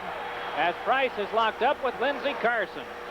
And the benches are empty. Well, Price had given Clark a shot, and Clark was kind of down on the ice and just given him a hook with his stick, and Lindsey Carson just turned around and just watched what happened and figured enough of this stuff. Let's get things straightened out here now. Went after Price, kind of wrapped up in an arm lock there as both linesmen step in between to pull the two combatants apart. There will be penalties at the 20-minute mark of this period. Carson and Price will be the ones, as you see a few extra men out there. I would see quite a few. In fact, other than Baxter, who's just now coming on the ice, the spare goaltenders, everybody else was on the ice, and Baxter's going over to help out referee Harris. You know, the players can be a great help to the referee. I know you knew that when you were captain. A great help. They listen to you, but they don't even hear you, Mike. Our story in shots on goal in the period, Flyers 11, Pittsburgh 4. Both teams had a goal in our score at the end of 2. The Flyers 3, the Pittsburgh Penguins 2. Our intermission activities continue in a moment.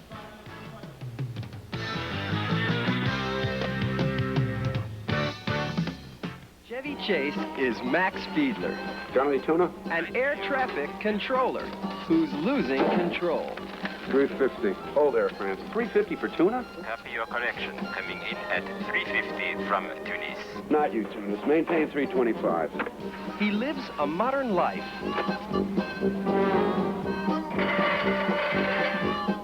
With a modern girl. And modern problems. What seems to be the problem here? Well, his girlfriend moved out on him yesterday, and she took everything in the apartment, and now she's here with some guy. That's fair enough. She wanted it, she took it, he let her. Everybody dumps on Max. Until a nuclear shower gives him the power and a green light, oh, it's true, to get even. Max. Now he's out of control. Chevy Chase. Yeah! He's got hot brains. I like it. And modern problems. I blew it. I was a bad boy. Modern problems. It'll glow on you.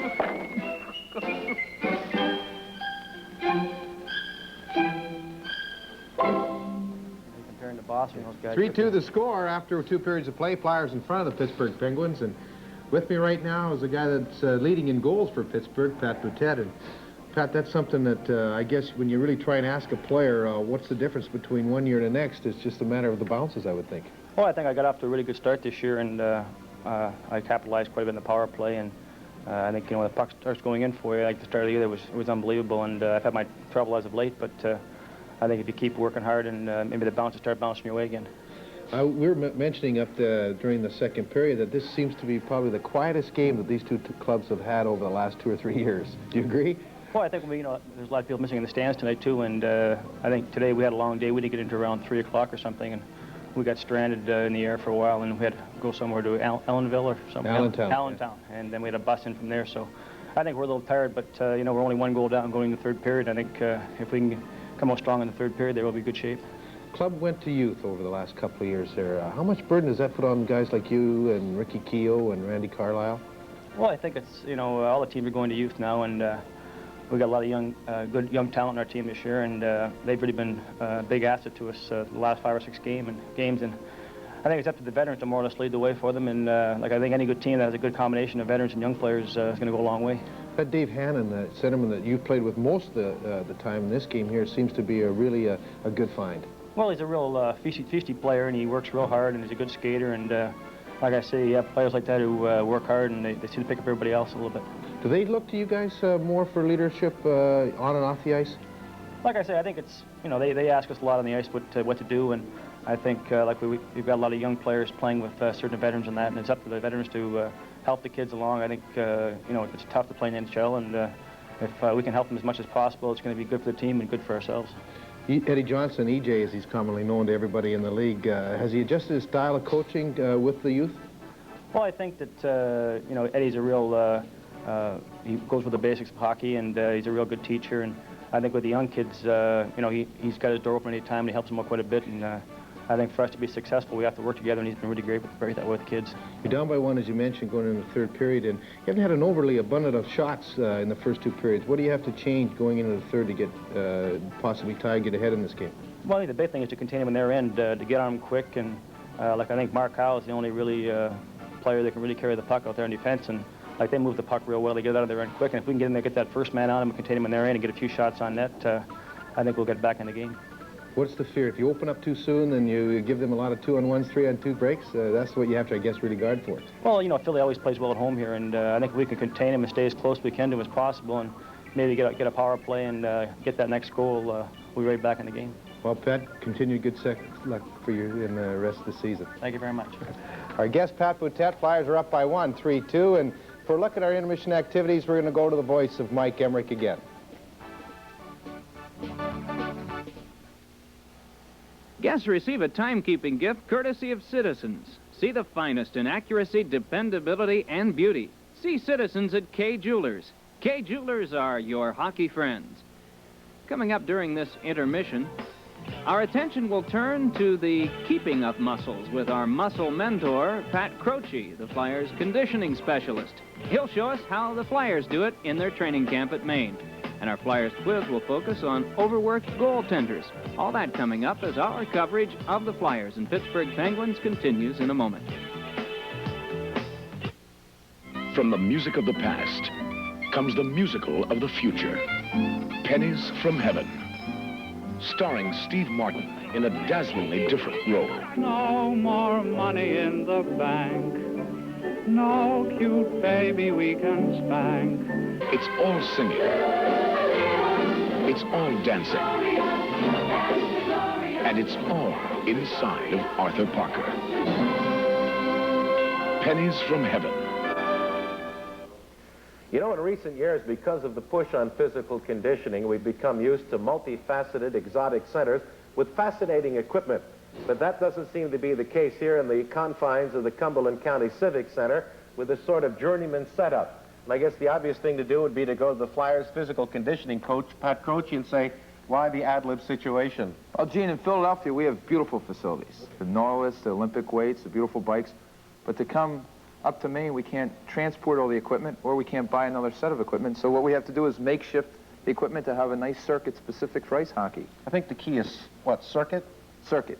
All right, and we call this now dry land training. It's a new term in the vernacular. As opposed to ice training, this is the dry land.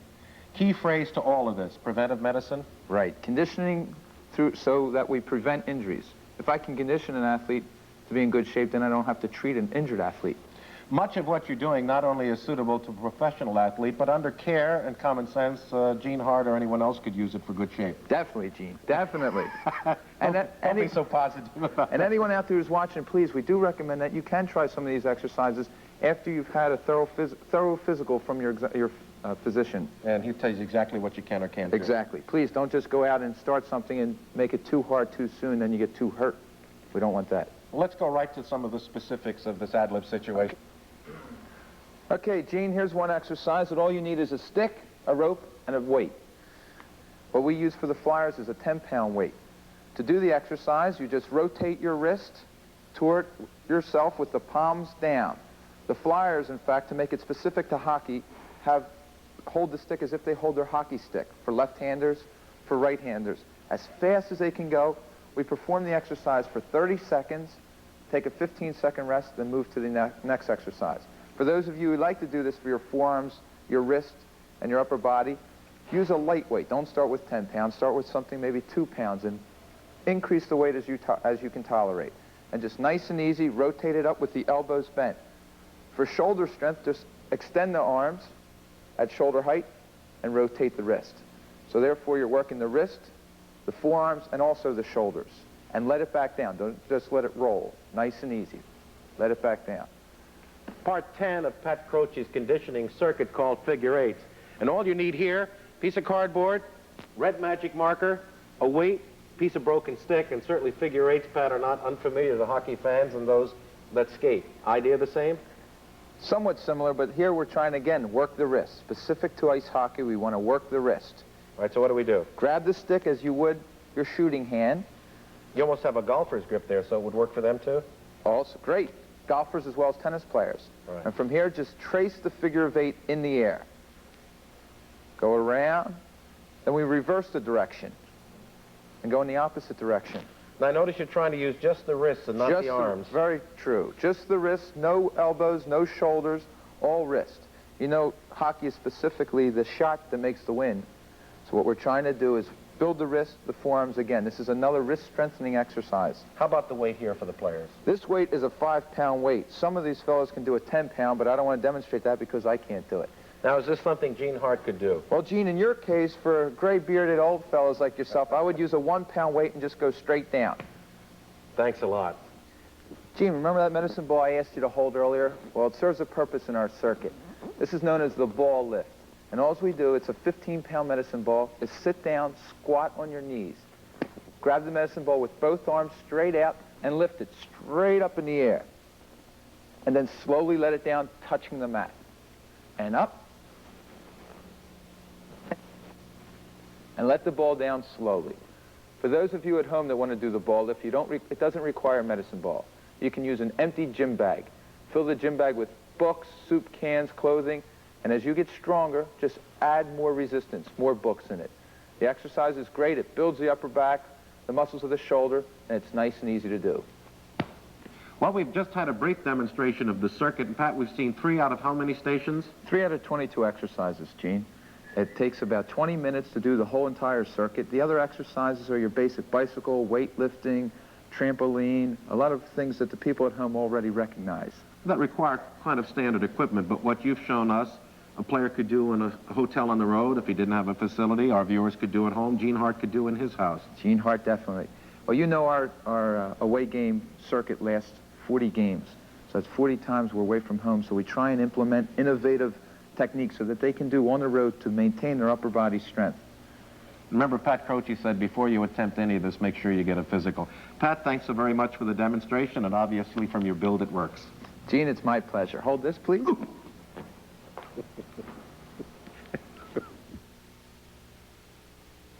Reggie returns to Prism Thursday. Longtime Flyer sniper Reggie Leach now wears the scarlet of the Detroit Red Wings. He and his teammates take on the Flyers at the Spectrum. Prism's cameras will be there, trained on all the hot shots and hard hits. Be watching Thursday at 7:30.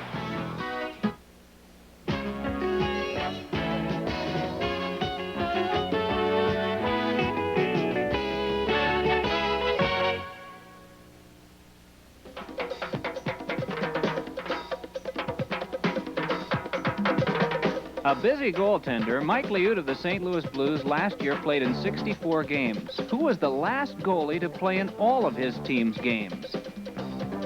You have 10 seconds from right now.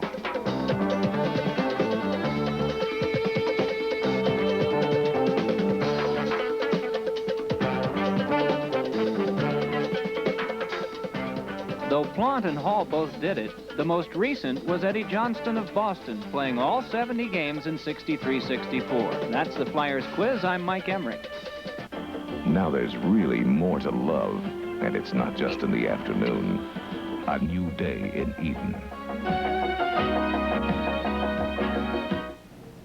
Flyers are up by 1 after 2 periods of play, 3-2. Bobby Taylor and Mike Emmerich along with Ed Van Imp here. And Eddie, the Flyers almost appear that they're going to pull away from the Pittsburgh Penguins, but they seem to, Pittsburgh keeps coming back, those pesky Penguins. Yeah, you aren't getting that the, I think Sinisilo's goal gave the Flyers every indication, or the people here in the building, every indication that the Flyers were maybe going to open this game up a little bit, but that was not the case as the Penguins come back and got their second goal, so they're right back into things in this third period.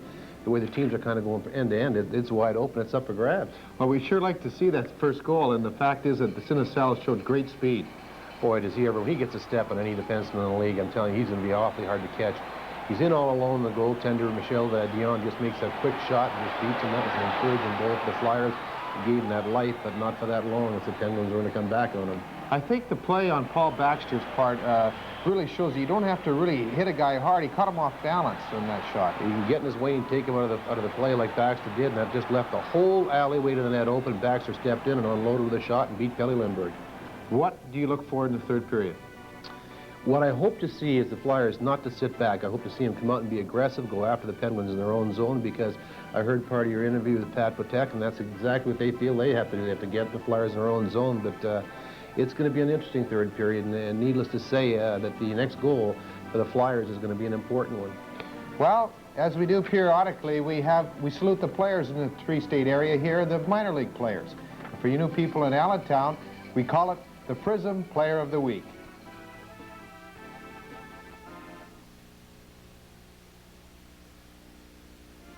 Here he is, Scott Corrigan from Radnor High School of the Inter-County Scholastic Hockey League, selected Prism Player of the Week for a couple of terrific performances in the Inter-County Scholastic Hockey League last week. 2 goals and 2 assists against Westchester. Then the next night, 4 goals and 3 assists. And I'll bet you've never had a week like that one before. No, I just got lucky on a couple shots, and they went in, and a couple of my players also played good games. Have you been a point getter? Has that been your long suit since you started playing hockey? I've been offensive-minded throughout my career, yeah. And the coaching along the way, have they geared you toward that, knowing that that is your strength? Like, played me on the power play most of the time so that I could get goals and help the team. Now, do you want to continue playing after you finish high school, Scott? How will you do that? I like to play lacrosse and ice hockey, both in college. And I'm also going to try and go for a year postgraduate work at Hill School or Lawrenceville. Lacrosse and hockey, of course, are games that are somewhat similar, somewhat different. But do you find the roughness of hockey contrasted to the roughness of lacrosse, where you're a little more exposed to the checks and the elements, an appealing part of both games to you? Yeah, they're about the same in the roughness, but the boards in hockey help for the roughness in that sport, but they're about the same. And you're a scorer in lacrosse as well, I suppose. Never had a yen to be a goaltender in either sport? No. You got to be crazy, right? Oh, yeah. Yeah, the chief will like that one. The scoring summary through 2 periods. Holmgren is 7th, Flockhart is 16th, and Sinisato is 3rd. And for Pittsburgh, Pat Price with his 1st and Paul Baxter with his 5th. We're 3-2 with 20 minutes to go. In the other games being played in the National Hockey League tonight, Boston and Washington knotted at 2 in the second. Hartford 2, Buffalo nothing in the second. Detroit going for its 4th straight win, 6-2 over Calgary at Joe Louis Arena in the second. The Rangers leading New Jersey at the Garden 2-0 in the second, and Quebec in the first period knotted at 0-0 in Chicago. They've just been underway for about 15 minutes. Well, through 11 periods of the Flyers against Pittsburgh this season, the Flyers have outshot Pittsburgh on an average of 14-7 in each period.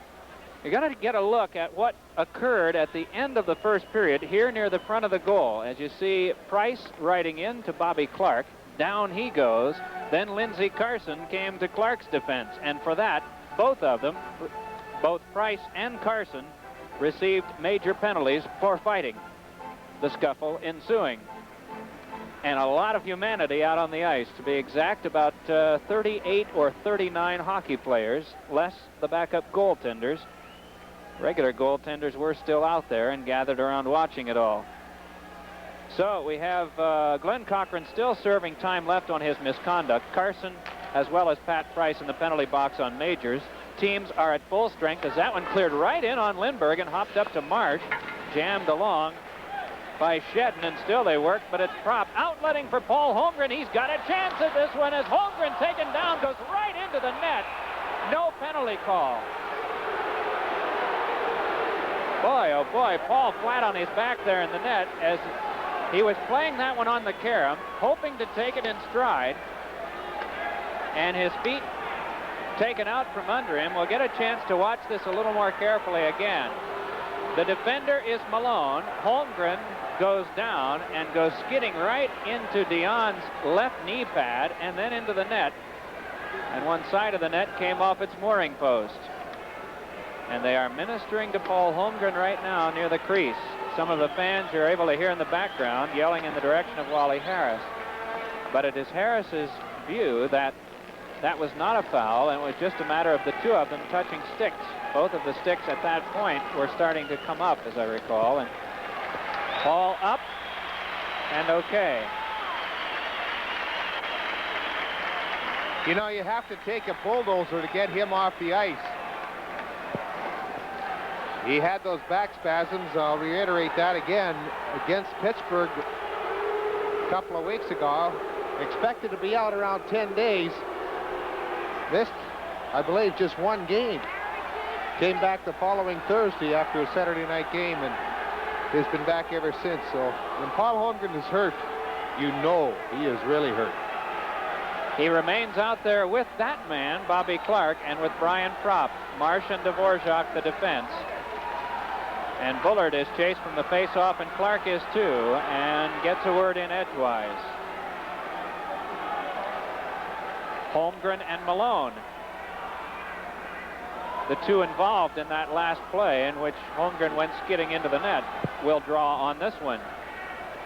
Propp and Clark both slotted, Clark up front, and that one forehanded wide. Behind is Baxter to play. A one-goal game. Flyers leading in the contest by a count of 3-2 as it's on from Shedden to Malone. Forehanded one into the skates of Dvorak, and Clark quickly turns it back the other way to Brian Propp with Holmgren. Not an offside play as they headed into the Pittsburgh zone. So back to center ice they'll bring it with 38 seconds gone in this, the third period. Only 13 shots for the Penguins, and now we're going to have something further here. I have Holmgren said something to Greg Malone. Got away from the play. I didn't see what started it, but it was a real nice play on the part of the Buskus, the young defenseman for Pittsburgh, who poke-checked that puck away from Propp just a little bit to cause the puck to go back out over the blue line and then force that offside. But Holmgren had a few words to say to Greg Malone. I think what he just may have said to him is that, I know it was you that pulled my feet out from underneath as it slid into the net. I think Paul's going to make sure that he's going to remind him verbally and also physically if given the opportunity. It is Sittler along with Saint Laurent. And it's one to Frank Bathe and across to Mark Howe. And Howe wrists it in. Dion couldn't stop entirely, so it's Hotham. Off Lee's glove. Sittler keeps it in. Into Sinisalo. Couldn't control for the shot. Allison with a drive. And that went up off the glass. And Allison checked to the boards by Peter Lee as Saint Laurent scoops back to center ice with it for the Penguins. Penguins down by one early in the third. And Howe slashes on Lee, and that shatters the stick in three pieces as the Flyers clear back in. Allison after this one, in the corner he goes, and sparring and winning that one was Mark Chorney. Couldn't clear out though. Instead it is kept by Howe, and Howe for the wrister. Down he goes, penalty to Hrinovich. Well, I think if you had 20,000 people in the middle and if they all had a whistle, they'd have blown the whistle on that one. There's no doubt of it. As Hrinovich pulls down or hooks down, Mark Howe is moving towards the net on his forehand, just getting in position to release a shot again. He makes the move around the outside. Hrinovich just gets the stick underneath his arm, just gives him a tug, and down Howe goes as he's attempting to get the shot off and goal. He had an excellent chance on the goal. As you take a look from the end zone camera, see where the goaltender Dion is. He's way back in his net. Howe has that great wrist shot, and he gets it away very quickly. The whole middle opened up for him, and he just gave it that little extra burst of speed and just was getting set to unleash that shot when Hrinovich hooked him. The minor occurs at 1:22, and the Flyers will be on their third power play. Flyers have a power play goal, the very first goal they scored in the game by Holmgren midway through the first period. Holmgren is out on this advantage. Flockhart and he are the wings. Sittler is the centerman. McCrimmon and Howe the point men as Malone working with Saint Laurent and Hotham, and also there is Chorney from the scrum. It is to Howe and then unable to reach and control. Back to center ice it comes, and we're going to have coincidental minors. Is that what Wally Harris is saying? And he is. Holmgren and Chorney were really working each other over in front of the net. Of course, Holmgren always goes there trying to set up a screen. Chorney trying to move him out of there so his goaltender Dion could see it. Well, looks like old home week over there. A year ago, that was a common sight. 3 Pittsburgh Penguins in the penalty box and 3 Flyers in the penalty box. But the Flyers have really cut down their penalty totals. In fact, they're it's well over 500 minutes less at this time this year than they did last year. So Holmgren and Chorney picks up minors. Chorney for holding, Holmgren for hooking, or roughing, excuse me. You sense the character of the team has changed from one year to the next with the lesser penalties. Is there any difference at all? Do they miss the penalties? I don't think so. A lot of the penalties they took last year, Mike, were retaliation penalties and also basically cheap shots. You don't need them. You can't win that way. Puck cleared. Howe keeps. Sinisalo wrapped up firmly by Baxter. It is Sittler getting back to Howe and across to Brad McCrimmon, who lets one go, and that one might have been tipped by Flockhart. It got in on Dion's pad. Sittler keeping there and gives back to McCrimmon. Middle of the ice over to Sittler. To Flockhart to the right of the goal. Tried to get it in front to Sinisalo. Sinisalo bumped with Baxter as they go to the corner. It's Sittler, but had trouble controlling, and it's rolled back out by Greg Malone. Howe comes racing over, away from Hawkinson. Got it to Sittler and through to Flockhart. Ron Flockhart able to zigzag from Malone. Feeds to Howe. Wrister is blocked by the sliding Hawkinson, but it's kept in the corner by McCrimmon. Turns there from Baxter. McCrimmon behind to Sinisalo. And Ilka has McCrimmon in front, gives to the back for a drive by Sittler, saved. Rebound backhander by McCrimmon is coiled away. Another drive by Howe bounces off Hawkinson, and with 50 seconds left on the minor to Harinovich, it is Sittler giving cross ice to McCrimmon. Right back in it comes to Flockhart. Ron Flockhart at the corner. McCrimmon the drive that whistled through the crease, and Dvorak lets one go. That one tipped wide, and maybe Dion got a piece of that one as Allison was deflecting. In the corner, Ray Allison rolls it behind as falling to the ice well in front was Flockhart. This taken by Paul Baxter. Clears, Dvorak keeps. Rolled it by Sittler, and off Buskus to the corner. 20 seconds left on the minor to Harinovich. In the corner, Allison trying to dig it away from Boutet. Help comes from Flockhart. Pass off an uneven piece of the boards, and it's now to Buskus who clears. So Lindbergh taps this one with 8 seconds to go across to Dvorak. 16:42 to go in the game. Flyers leading 3-2. Dvorak tied up by Saint Laurent, who has a broken stick that is now on the ice. Clark, as penalty time has expired to Harinovich, moves ahead now to Ray Allison. Karam's one to the left wing corner. Prop there. Also there is Shedden, and Prop and Shedden continue to work it along. Prop trying to get it loose. Also Bobby Clark. And it is loose to Prop. Backhanded a weak one that was off Bullard, and Mike Bullard will just stiffly send it back out to Shedden. Cross ice to Malone. Malone trying to get by Dvorak, then pops one in that Lindbergh had to make a play on initially and then dive to cover. That's the type of play that really scare goaltenders. That puck that's not very hard shot. It's bouncing around out there. Knuckleball. Exactly. You're so worried that you're not going to get the handle on it, and you just wish you had a stick to beat it to death before it got there. And that time Lindbergh tried to put the glove down, and it rolled underneath his body, thank goodness, because Bullard was right there ready to pounce on the puck. Take a look. It's deflected right here on the pass. It just rolls through. And it's just a little weak chip shot, but it bounces, and it keeps bouncing. Sometimes you think it's an Indian rubber ball out there, what they use in lacrosse, rather than a puck.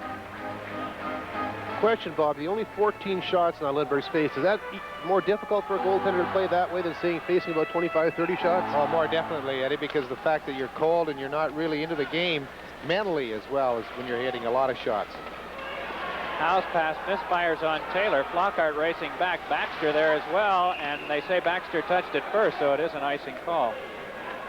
You guys get a handle on this game at all? It seems to be arm wrestling in a way, doesn't it?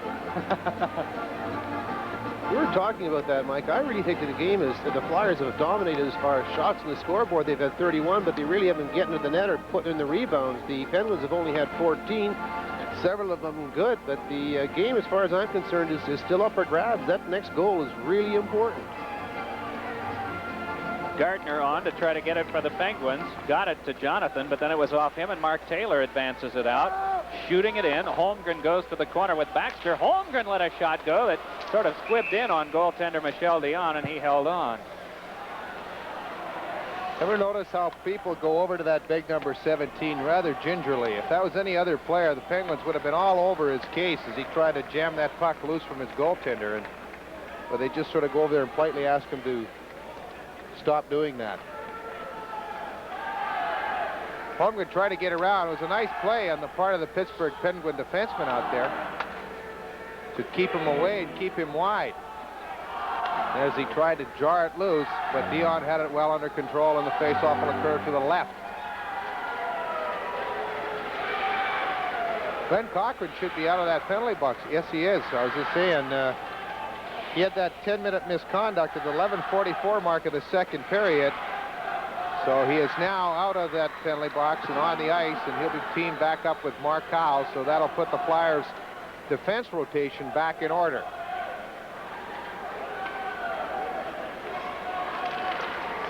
From the face-off, Holmgren a shot, and Dion acted quickly to stop that one.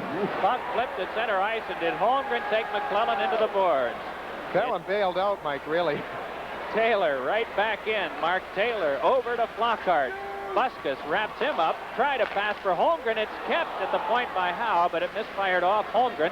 Now Flockhart lets one go that squibbed right out to Taylor and then to Cochran. Here's Cochran feeding one in front and cutting that one off nicely and bringing it back out at Paul Gardner. So Gardner for the Penguins, who need one to tie, has it swept away by Taylor, but keeps going and centers one. It's off Jonathan, and he couldn't control to the corner where he's working for it to get it back.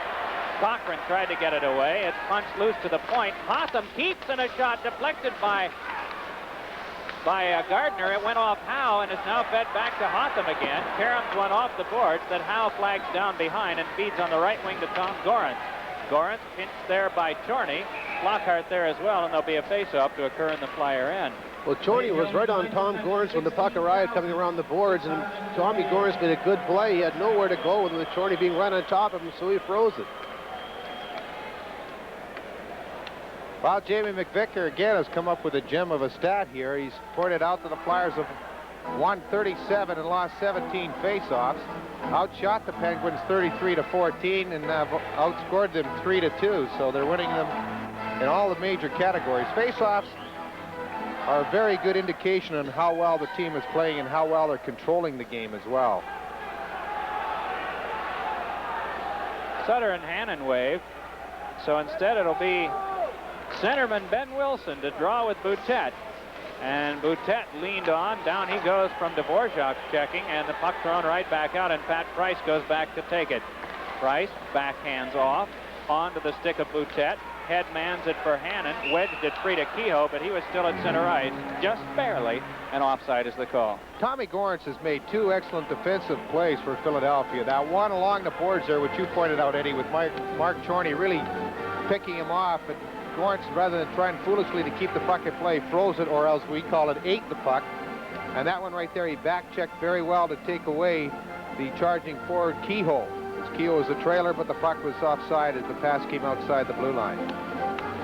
Maine Mariners won tonight in Nova Scotia. Mariners have really been hit by lineup problems in terms of injuries and call-ups, and we're dressing more defensemen than forwards at one point last week, pardon me. Dvorak centered one. It came back to Prop. Lets a quick one go, and it's knocked down by Dion, cleared by Hannon, and then further Boutet can play. A little pass for Hannon, and he's able to sidestep the forechecking of Lindsey Carson. Puck handled by Marsh, and Marsh's pass skidded by Carson and by Buskus right in on Dion. He'll just trap. Face-off in the Pittsburgh end with an even 14 minutes to go in the game. Flyers 3, Penguins 2. Bob, you were talking about Dion being one of the best, or one of the better goaltenders in the league. What I've noticed is that he's had problems with his rebounds, but the Flyers have not been able to get to him. Either he's kicking him out far enough, it's going by the on-rushing forward. Either that or the defensemen are keeping away, but the rebounds are there. They just can't get to him. Exactly. That's what, we talk about that an awful lot, about screening off the lanes and the seams, and the Penguins have done a very good job of that most of the time. Sittler and Bullard were going to go, but Bullard did not have a hall pass, and so it'll be Malone and Sittler to draw. And from this one, it is from Sinisalo to Cochran for a drive. That caromed off Humanity in front and hops over to Bullard's side of the ice.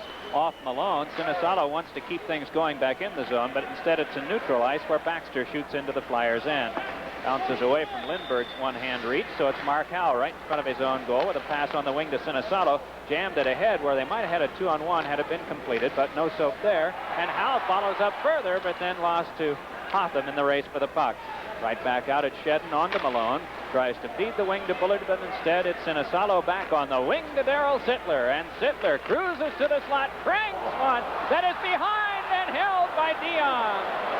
Well, you got to be good to be lucky and lucky to be good, and there you are. One thing that he did very well there, and that means goaltender Dion, is the fact that the shot was an excellent shot by Sittler. Watch him really crank it up here, and he takes it high. Now the puck drops down at Dion's feet. Dion does not know where it is, but rather roaming around and madly, frantically kicking about to try and find the puck, he just calmly dropped to his knees and then covered up. A lot of times you find young goaltenders or goaltenders that without much experience will kick around and move back and forth very quickly to to try and find that puck. And a lot of times they'll knock the puck in by themselves. That time he calmly looked for it and then covered up for the faceoff. In the corner, Taylor tries to kick at it. Stalemate. Question, with that long piece coming down on the mast, does that really prevent a goaltender from looking straight down? Not really, Mike. It protects his throat area. I think it does hinder your eyesight a little bit in that you have to adjust your turning of your head. You just can't use your eyes. You have to drop your head a little bit of it when you're looking down at your feet. Marsh winds the boards, but this is Pat Price for Pittsburgh. Stepped into by Holmgren. Puck stalemated for a moment, then Gardner able to get some help from Buskus, and Buskus fires in off the glass. Around it goes. Dvorak after it. Arenowicz checked with him, so it's Holmgren outletting to Flockhart. Has Taylor on the wing. Ron Flockhart in, tries to go by Price. Shoved to the corner boards. Flockhart just keeps working. In there also Holmgren and St. Laurent, and Holmgren trying to pull from him. Andre St. Laurent prevails, though. Then in trying to control, rolled it weakly up the boards, and the Flyers can have it at center ice. Flockhart with 12.5 minutes to go in the tilt. Flyers ahead 3-2. Down goes Flockhart. Wants a penalty, does not get it. Buskus bounced one behind. Holmgren sealed off by Pat Price. Taylor centered one, and Dion cut it off as they're lurking in front was Flockhart. Taylor did a good job there. He's in the corner with the Pittsburgh defenseman. They were wrestling for possession of the puck, and he's able to get possession of the puck and spotted Flockhart out in front, but did not have enough strength with the one arm as he's holding the defenseman off to get the puck out to Flockhart. And when he did attempt to do it, Dion was right there to stop the passing play with the stick and cover up for a face-off. Again, the play developed just outside the Penguin blue line with Flockhart going down to the ice, attempting to draw a penalty as Price pulled him down, but Harris said no goal. Here comes Taylor into the corner. Eventually will pick up possession of the puck, wrestling with the defenseman all over him, able to get it out there, but Dion with his stick intercepted the passing play. Ron Sutter and Dave Hannon, a couple of youngsters to spar for this one. Gorance and Wilson the forwards. McCrimmon and Bay in back. Keogh is out, but has not been prominent in this game at all. Centering pass just under Gorance's reach, but McCrimmon has a chance and a drive score!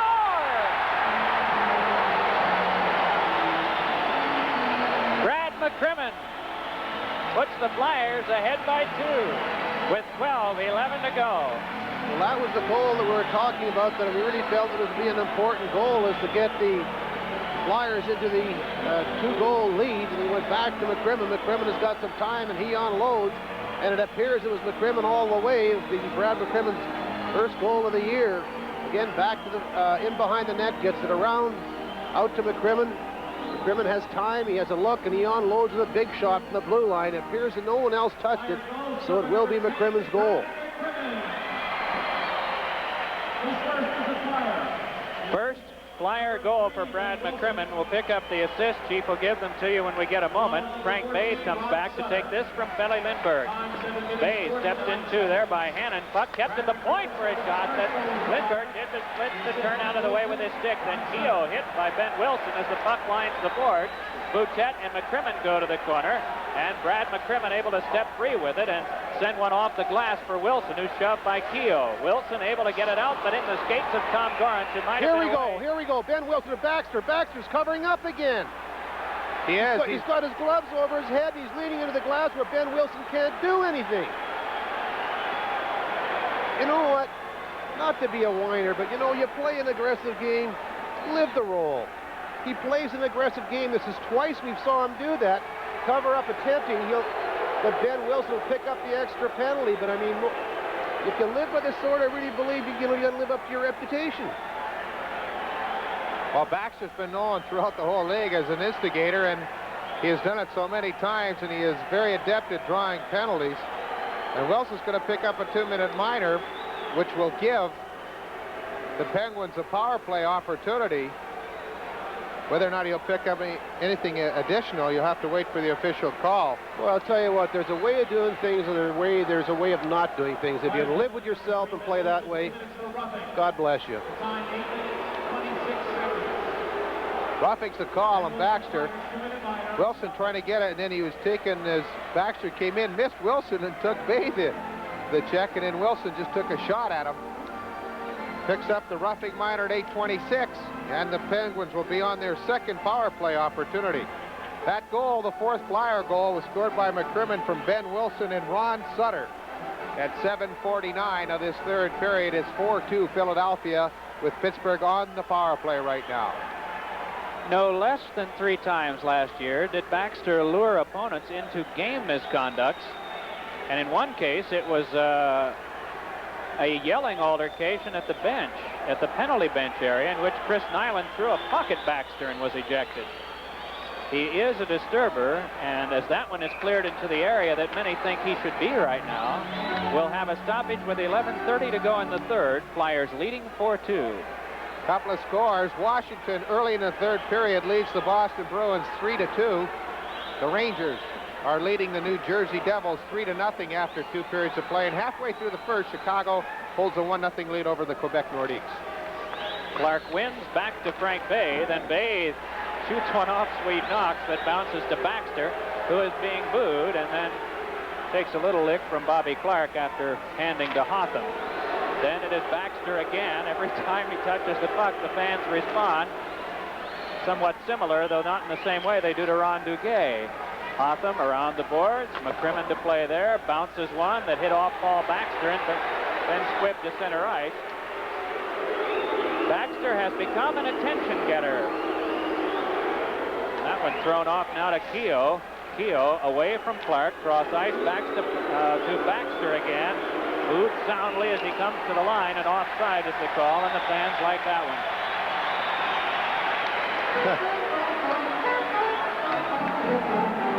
Well, I'll tell you what, I couldn't live with myself. I really couldn't. You wonder why sometimes.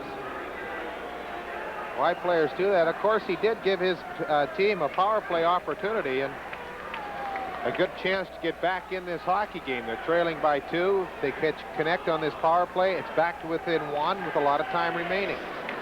I think it just gives the Flyers that much more incentive to kill off the minor.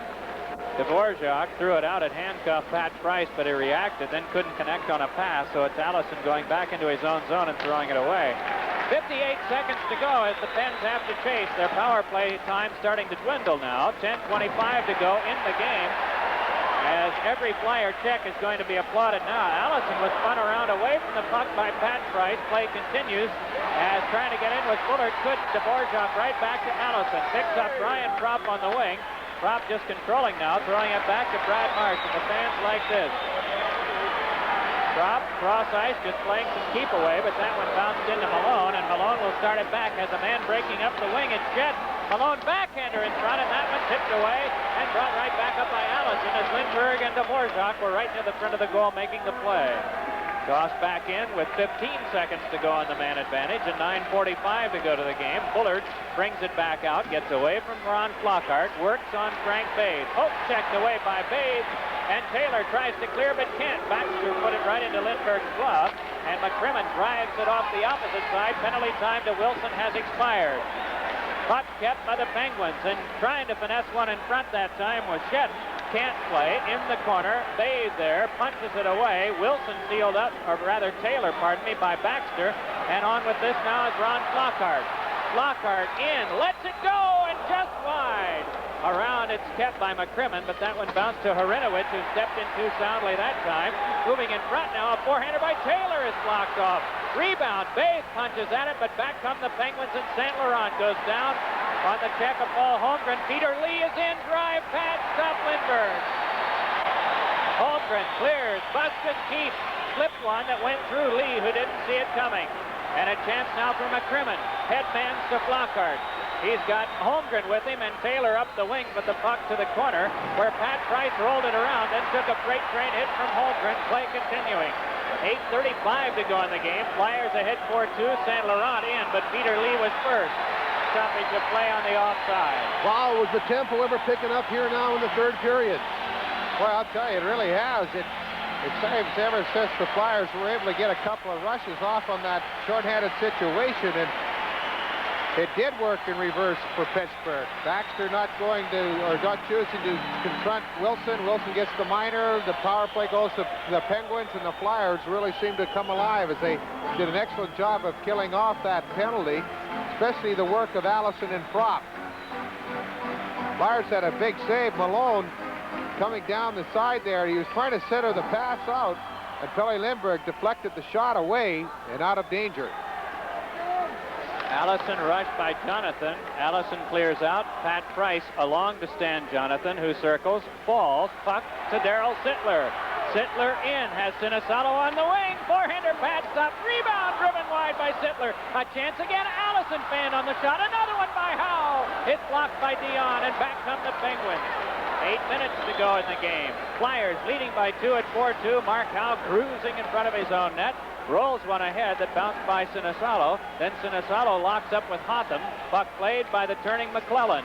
McClellan able to get away from Sinisalo. Little pass blocked by Allison, then tapped high into the air where Baxter can play. And his assembled multitude goes along with him by booing as he throws it back into the Flyer zone. Glenn Cochran turns there, spins it off, kept by Hotham, checked quickly by Clark, who had just come from the bench, and a stoppage of play. I'm surprised they're booing. They usually whistle here at the Spectrum when they have a player that they question his manhood. But right now, Sittler had an excellent opportunity along with Sinisalo and Allison. And that line has been a very big offensive factor for Philadelphia this weekend. The rebound, Sittler drilled it just wide. And then again, they had another opportunity with Allison not being able to connect on the bouncing puck. The booed Paul Baxter throws that one in on his backhand. Lindbergh plays to Dvorak with 7:20 to go. Pass tipped by a Penguin. Carson wants to get away, held back by Hotham. Down the ice they go for it, and Carson got there first, able to play it behind. Then Clark dug it out, still trying to work, still controlling. To the corner it's loose, and darting away with it now is Rick Kehoe. Kehoe for Pittsburgh, watched by Dvorak, passes on the wing to Hannon, poked from him by Prop, but he got it back and put it in front. Lindbergh seals. That's a play where a goaltender can really help his defense, and that puck going across the net in front of the crease. If the goaltender plays it, it's almost like having a back checker coming back. Certainly, that's the goaltender's territory, that whole goal crease, and even a foot around it. If that puck comes through there or a foot from it, that goaltender has to make that play on it, whether it's behind the net coming out the side or such as the play there where it comes from the side across in front. That goaltender has to get those passes because it really saves a lot of work for a defenseman. You just heard Bobby Taylor, former Flyers goaltender, Ed Van Imp, former Flyers defenseman, along with yours truly, Mike Emmerich, saying hello to Service Electric Super Channel 2 in Allentown tonight. Free Prism preview, and we hope you're enjoying it. In the corner, Ron Flockhart sidesteps Price, puck to Holmgren, who put it in, but it's Dion just clutching it out of the air with that big trapper. You know, Pat Price has probably played Ron Flockhart the best of any defenseman I've seen so far this year on a one-on-one situation.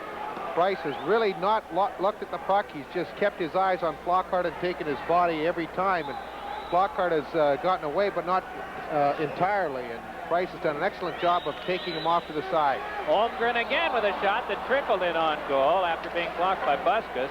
And the puck just sent back into the Flyer zone. So McCrimmon will play this. 40 shots, Philadelphia, 19 Pittsburgh, but it's a close one at 4-2. The Flyers with the goal advantage. 2-goal advantage as Flockhart wants to make it 3, but that one grabbed out of the air by Dion, and he'll wait for a face-off. That's what happens when you come up against a player that is doing a very good job at defending you.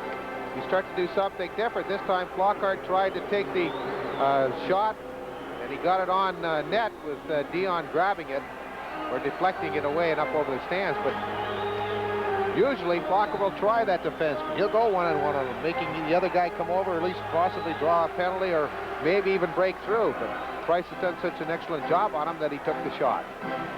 Well, that's basically the only way you can play a guy like Flockhart is to stand up and play the body, because if you play the puck, he's going to walk right around or through you. Ed, any comparable forward like that in the era during which you were playing? Oh, God, Gilbert Perreault used to just drive a person crazy, or Bobby Orr, they'd come down, their head would be shaking, their knees would be going in different directions. You didn't know which way they were going. You just kind of was pretty tough, too, wasn't he? He was. You just backed up and prayed. From this face-off, everyone stood and watched for a moment, it appeared, but play continued, and Paul Baxter, as you can tell by the sound, has the puck. Throws it in. Sinisalo right back out to Sittler, then ahead now to Ray Allison. Onside, he'll take it. Allison just drove one high and off the corner glass. Baxter there, lost to Allison, then Sinisalo for Sittler, but he's checked tightly by Malone.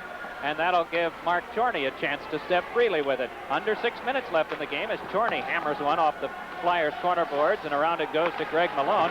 Dubbed one to the corner, then took a hit from Mark Howe, who rams right into Shedden. Then Malone goes down, and Glenn Cochran can step freely with it. The check on Malone came from Darryl Sittler, who gets it from Cochran on the right wing to Allison, and Allison lets it go. Save, rebound, Sinisalo hit the side of the goal. And in the corner to play is Baxter for Pittsburgh. Baxter's pass is flagged down by Bullard, and Bullard drops to Malone. Has a man cruising in front, but Cochran deflected that shot out of play. Boy, Glenn Cochran really hit him with a good lead pass, Bobby, that actually created that 2-on-1 situation.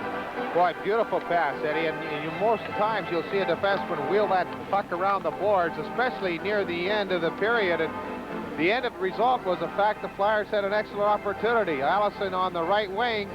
Dion made a nice save, and the rebound came out past Sittler, and then Sinisalo's shot hit the side of the net. But a beautiful lead pass by Cochran started it as the play developed in behind the Flyers goal. Now watch Cochran come around the net, heads up, taking a look to see where Sittler is. Sittler's breaking right through the middle. Perfect pass, and the Flyers go away. Do you think his name was Glenn Svensson, the way he passed that one? Owing to the Europeans' adroitness at making passes, we see Clark dueling now with Saint Laurent, and the puck came free right behind to Dvorak. Miroslav Dvorak for the Flyers, who have a 4-2 lead and 5:10 to go in the game. Dvorak checked by Peter Lee's stick. Saint Laurent tried to knock it free. Dvorak just kept moving. Ran into Rod Buskus, though, and it's dumped in by Prop. Dion behind to Pat Price, and back come the Penguins, though they can't get out of the zone just yet.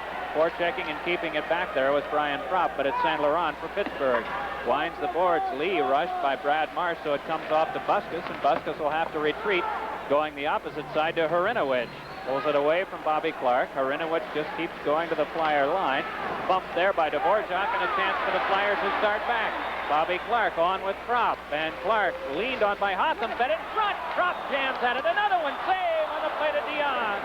And it's Hotham right back for the Penguins. 4.5 minutes to go in the game as Lee wedged out of the play by Brad Marsh, and Dvorak turns with it between the circles for Philadelphia and just slides right back.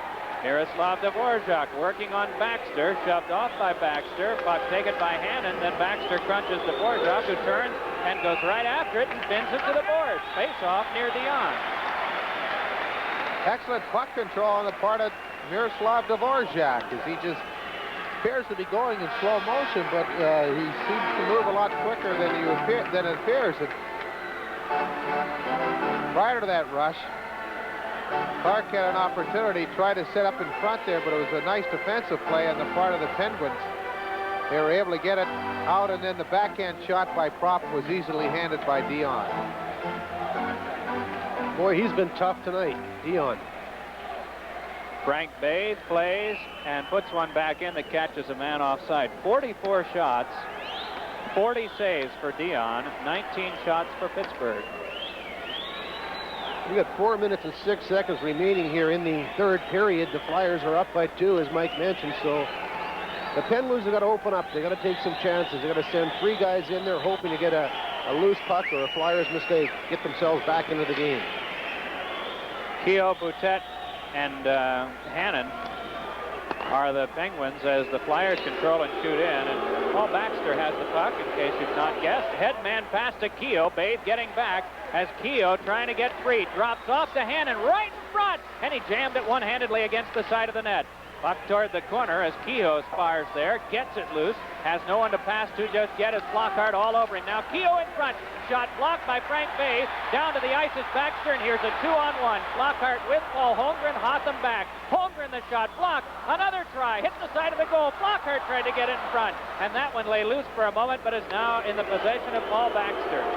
Under 3.5 minutes to go in the game as it's Boutet with a pass over to Baxter, tipped off, and Baxter can control now at center ice, accompanied by his chorus. Baxter floats one in that is knee padded away by Lindbergh and scooped up by Brad McCrimmon.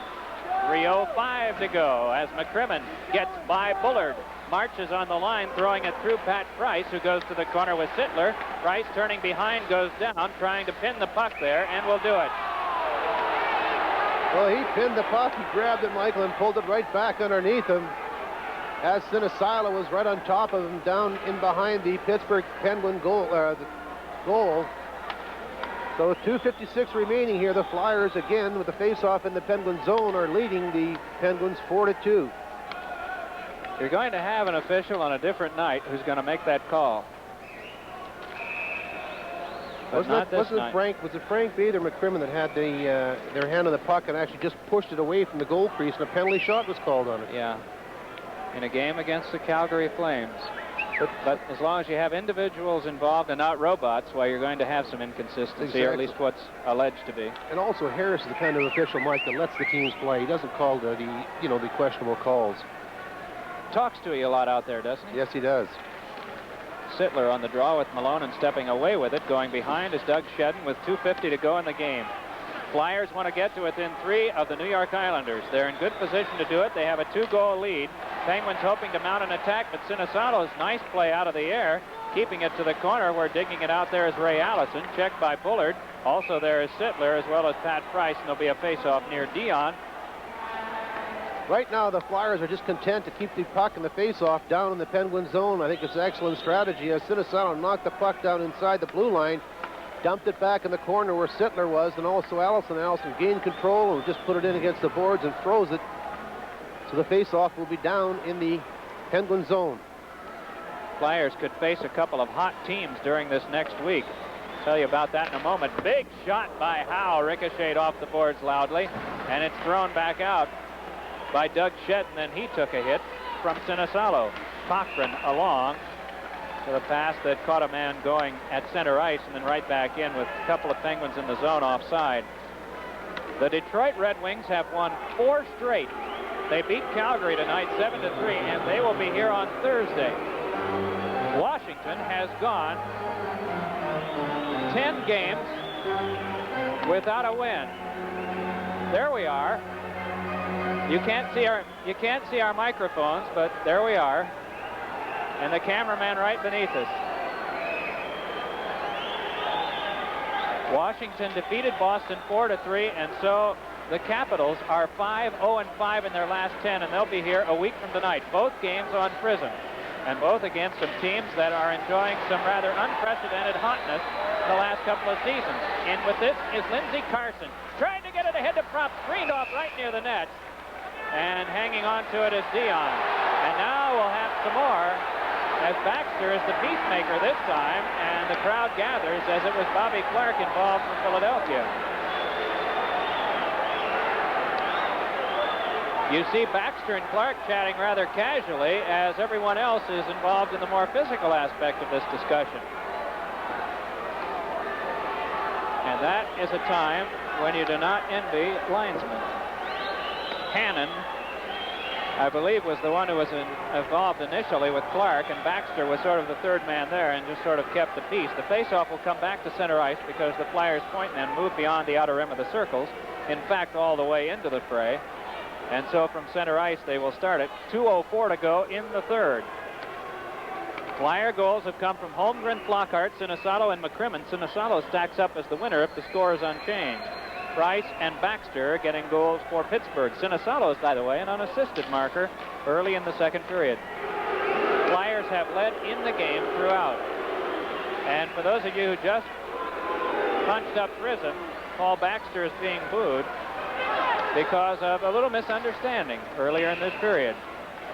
Hotham touches up on an icing infraction, and back it'll come near Pelle Lindbergh. Actually, Eddie Van Impe and virtually everybody understood well as Baxter covered up in a tussle with Ben Wilson. Wilson went off on a minor for roughing, and the Penguins got a power play out of it, and that has not endeared Mr. Baxter to the Spectrum faithful, who number tonight 16,658.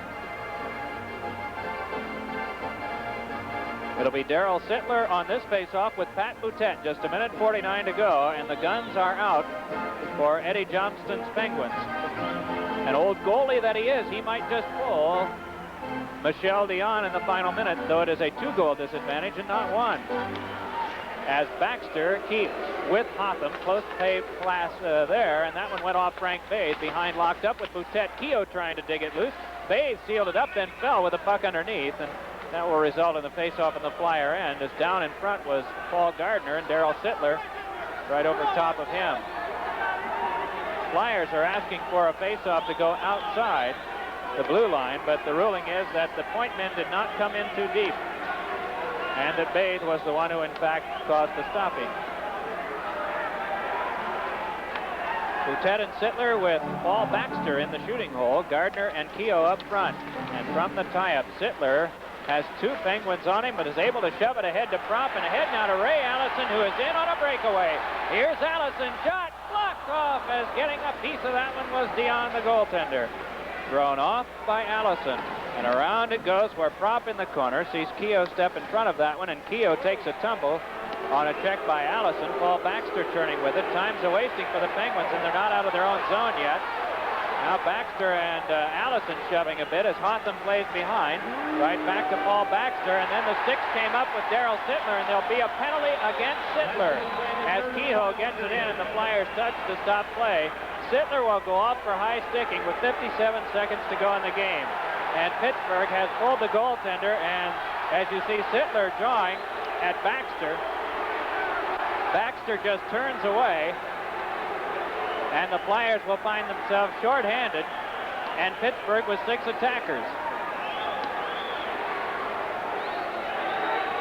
Sittler has had, as a captain of the Leafs, a number of conversations with Wally Harris, and this one, not one of Wally's more memorable, as Sittler came in at Baxter, sticks went up, Sittler comes off, and it is a Pittsburgh, 6 attackers to 4 advantage. Now it's the Flyers, Griffin and Minor, elbowing.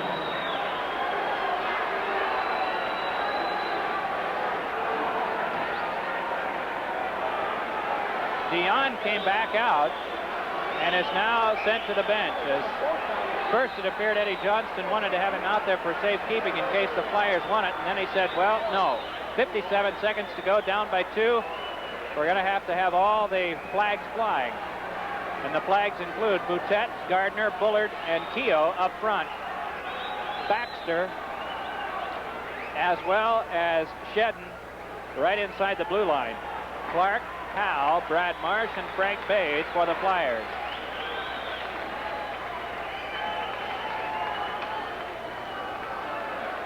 They are ready near Lindbergh.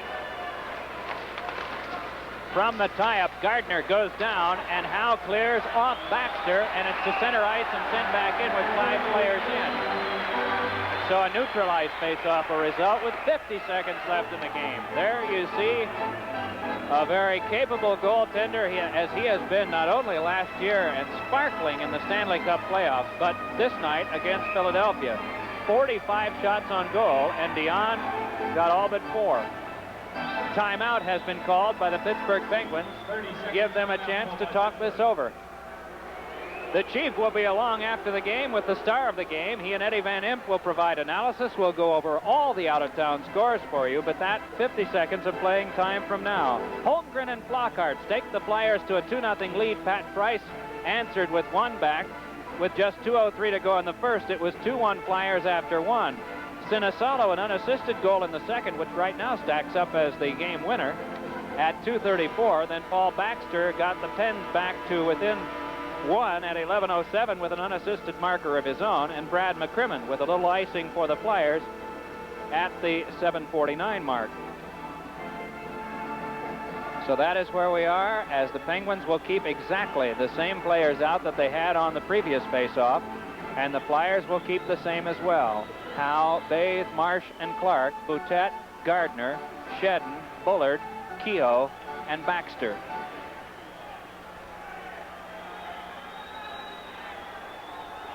The net at the opposite end, to the left as you look at the ice surface, is wide open. And Pelle Lindbergh has faced but 20 shots, has turned away all but 2.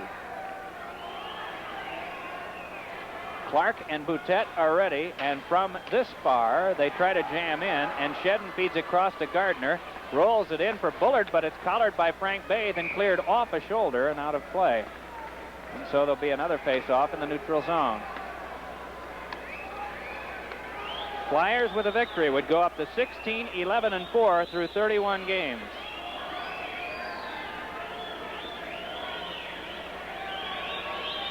And that would bring them to within 3 of the New York Islanders, who have played 34 games. The Islanders 17-12-5. The Islanders, except for last night, have been stubbing their toes as late, and the Flyers want to try to catch up. Clark rolls a weak one that will die in the Pittsburgh zone, and Bullard back with Clark the forechecker. Clark's next point will be his career 1100th, and will put him in a very elite fraternity with 12 other men. May not come tonight as Baxter cruises in. Here's Baxter in the slot. Score!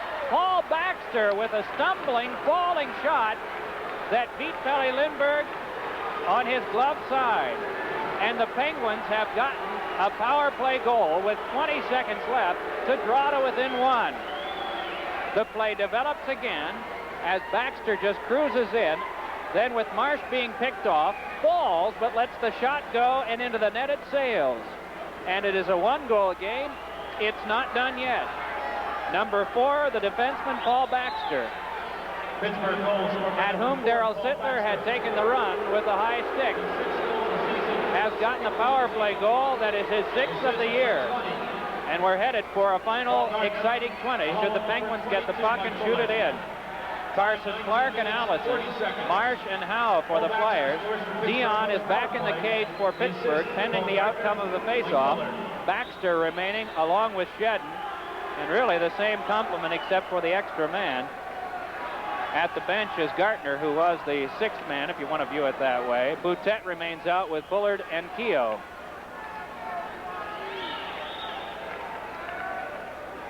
So not secure the victory yet, as the Penguins want to try to draw closer to Washington and the Rangers, and they're going to have to hurry. Right now they're 7 points behind Washington and New York, both of whom have either won or are winning. It is Brad Marsh controlling for the Flyers and shooting it in, so the Penguins will have to hurry. Boutet checks Marsh after he let that one go. It is Shedden behind, off to Boutet, cross ice pass, broken up by Allison. The Flyers are going to secure it unless the Penguins hustle. 5 seconds to go. It's over to Bullard. Bullard lets a shot go that's shut off by Lindbergh as the horn sounds to end the game.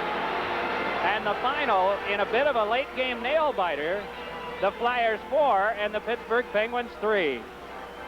And though some animosity, it appears that it will not spill over into the postgame as the teams head for the exits to the locker rooms. And for Philadelphia, the record is 16-11-4 with 3 games in hand. They are 3 points behind the Patrick Division leading New York Islanders. For Pittsburgh, 16 losses, 9 wins, and 5 ties. They remain with 23 points.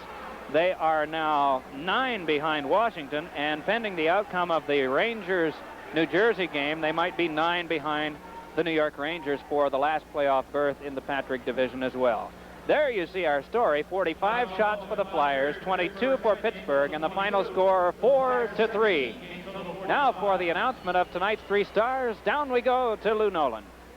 Tonight's 3-star selection is made by Jeff Jacobs of the Courier Post. Star number 3 from Pittsburgh, Paul Baxter. Star number 2 from the Flyers, Paul Holmgren. And tonight's first star from the Flyers,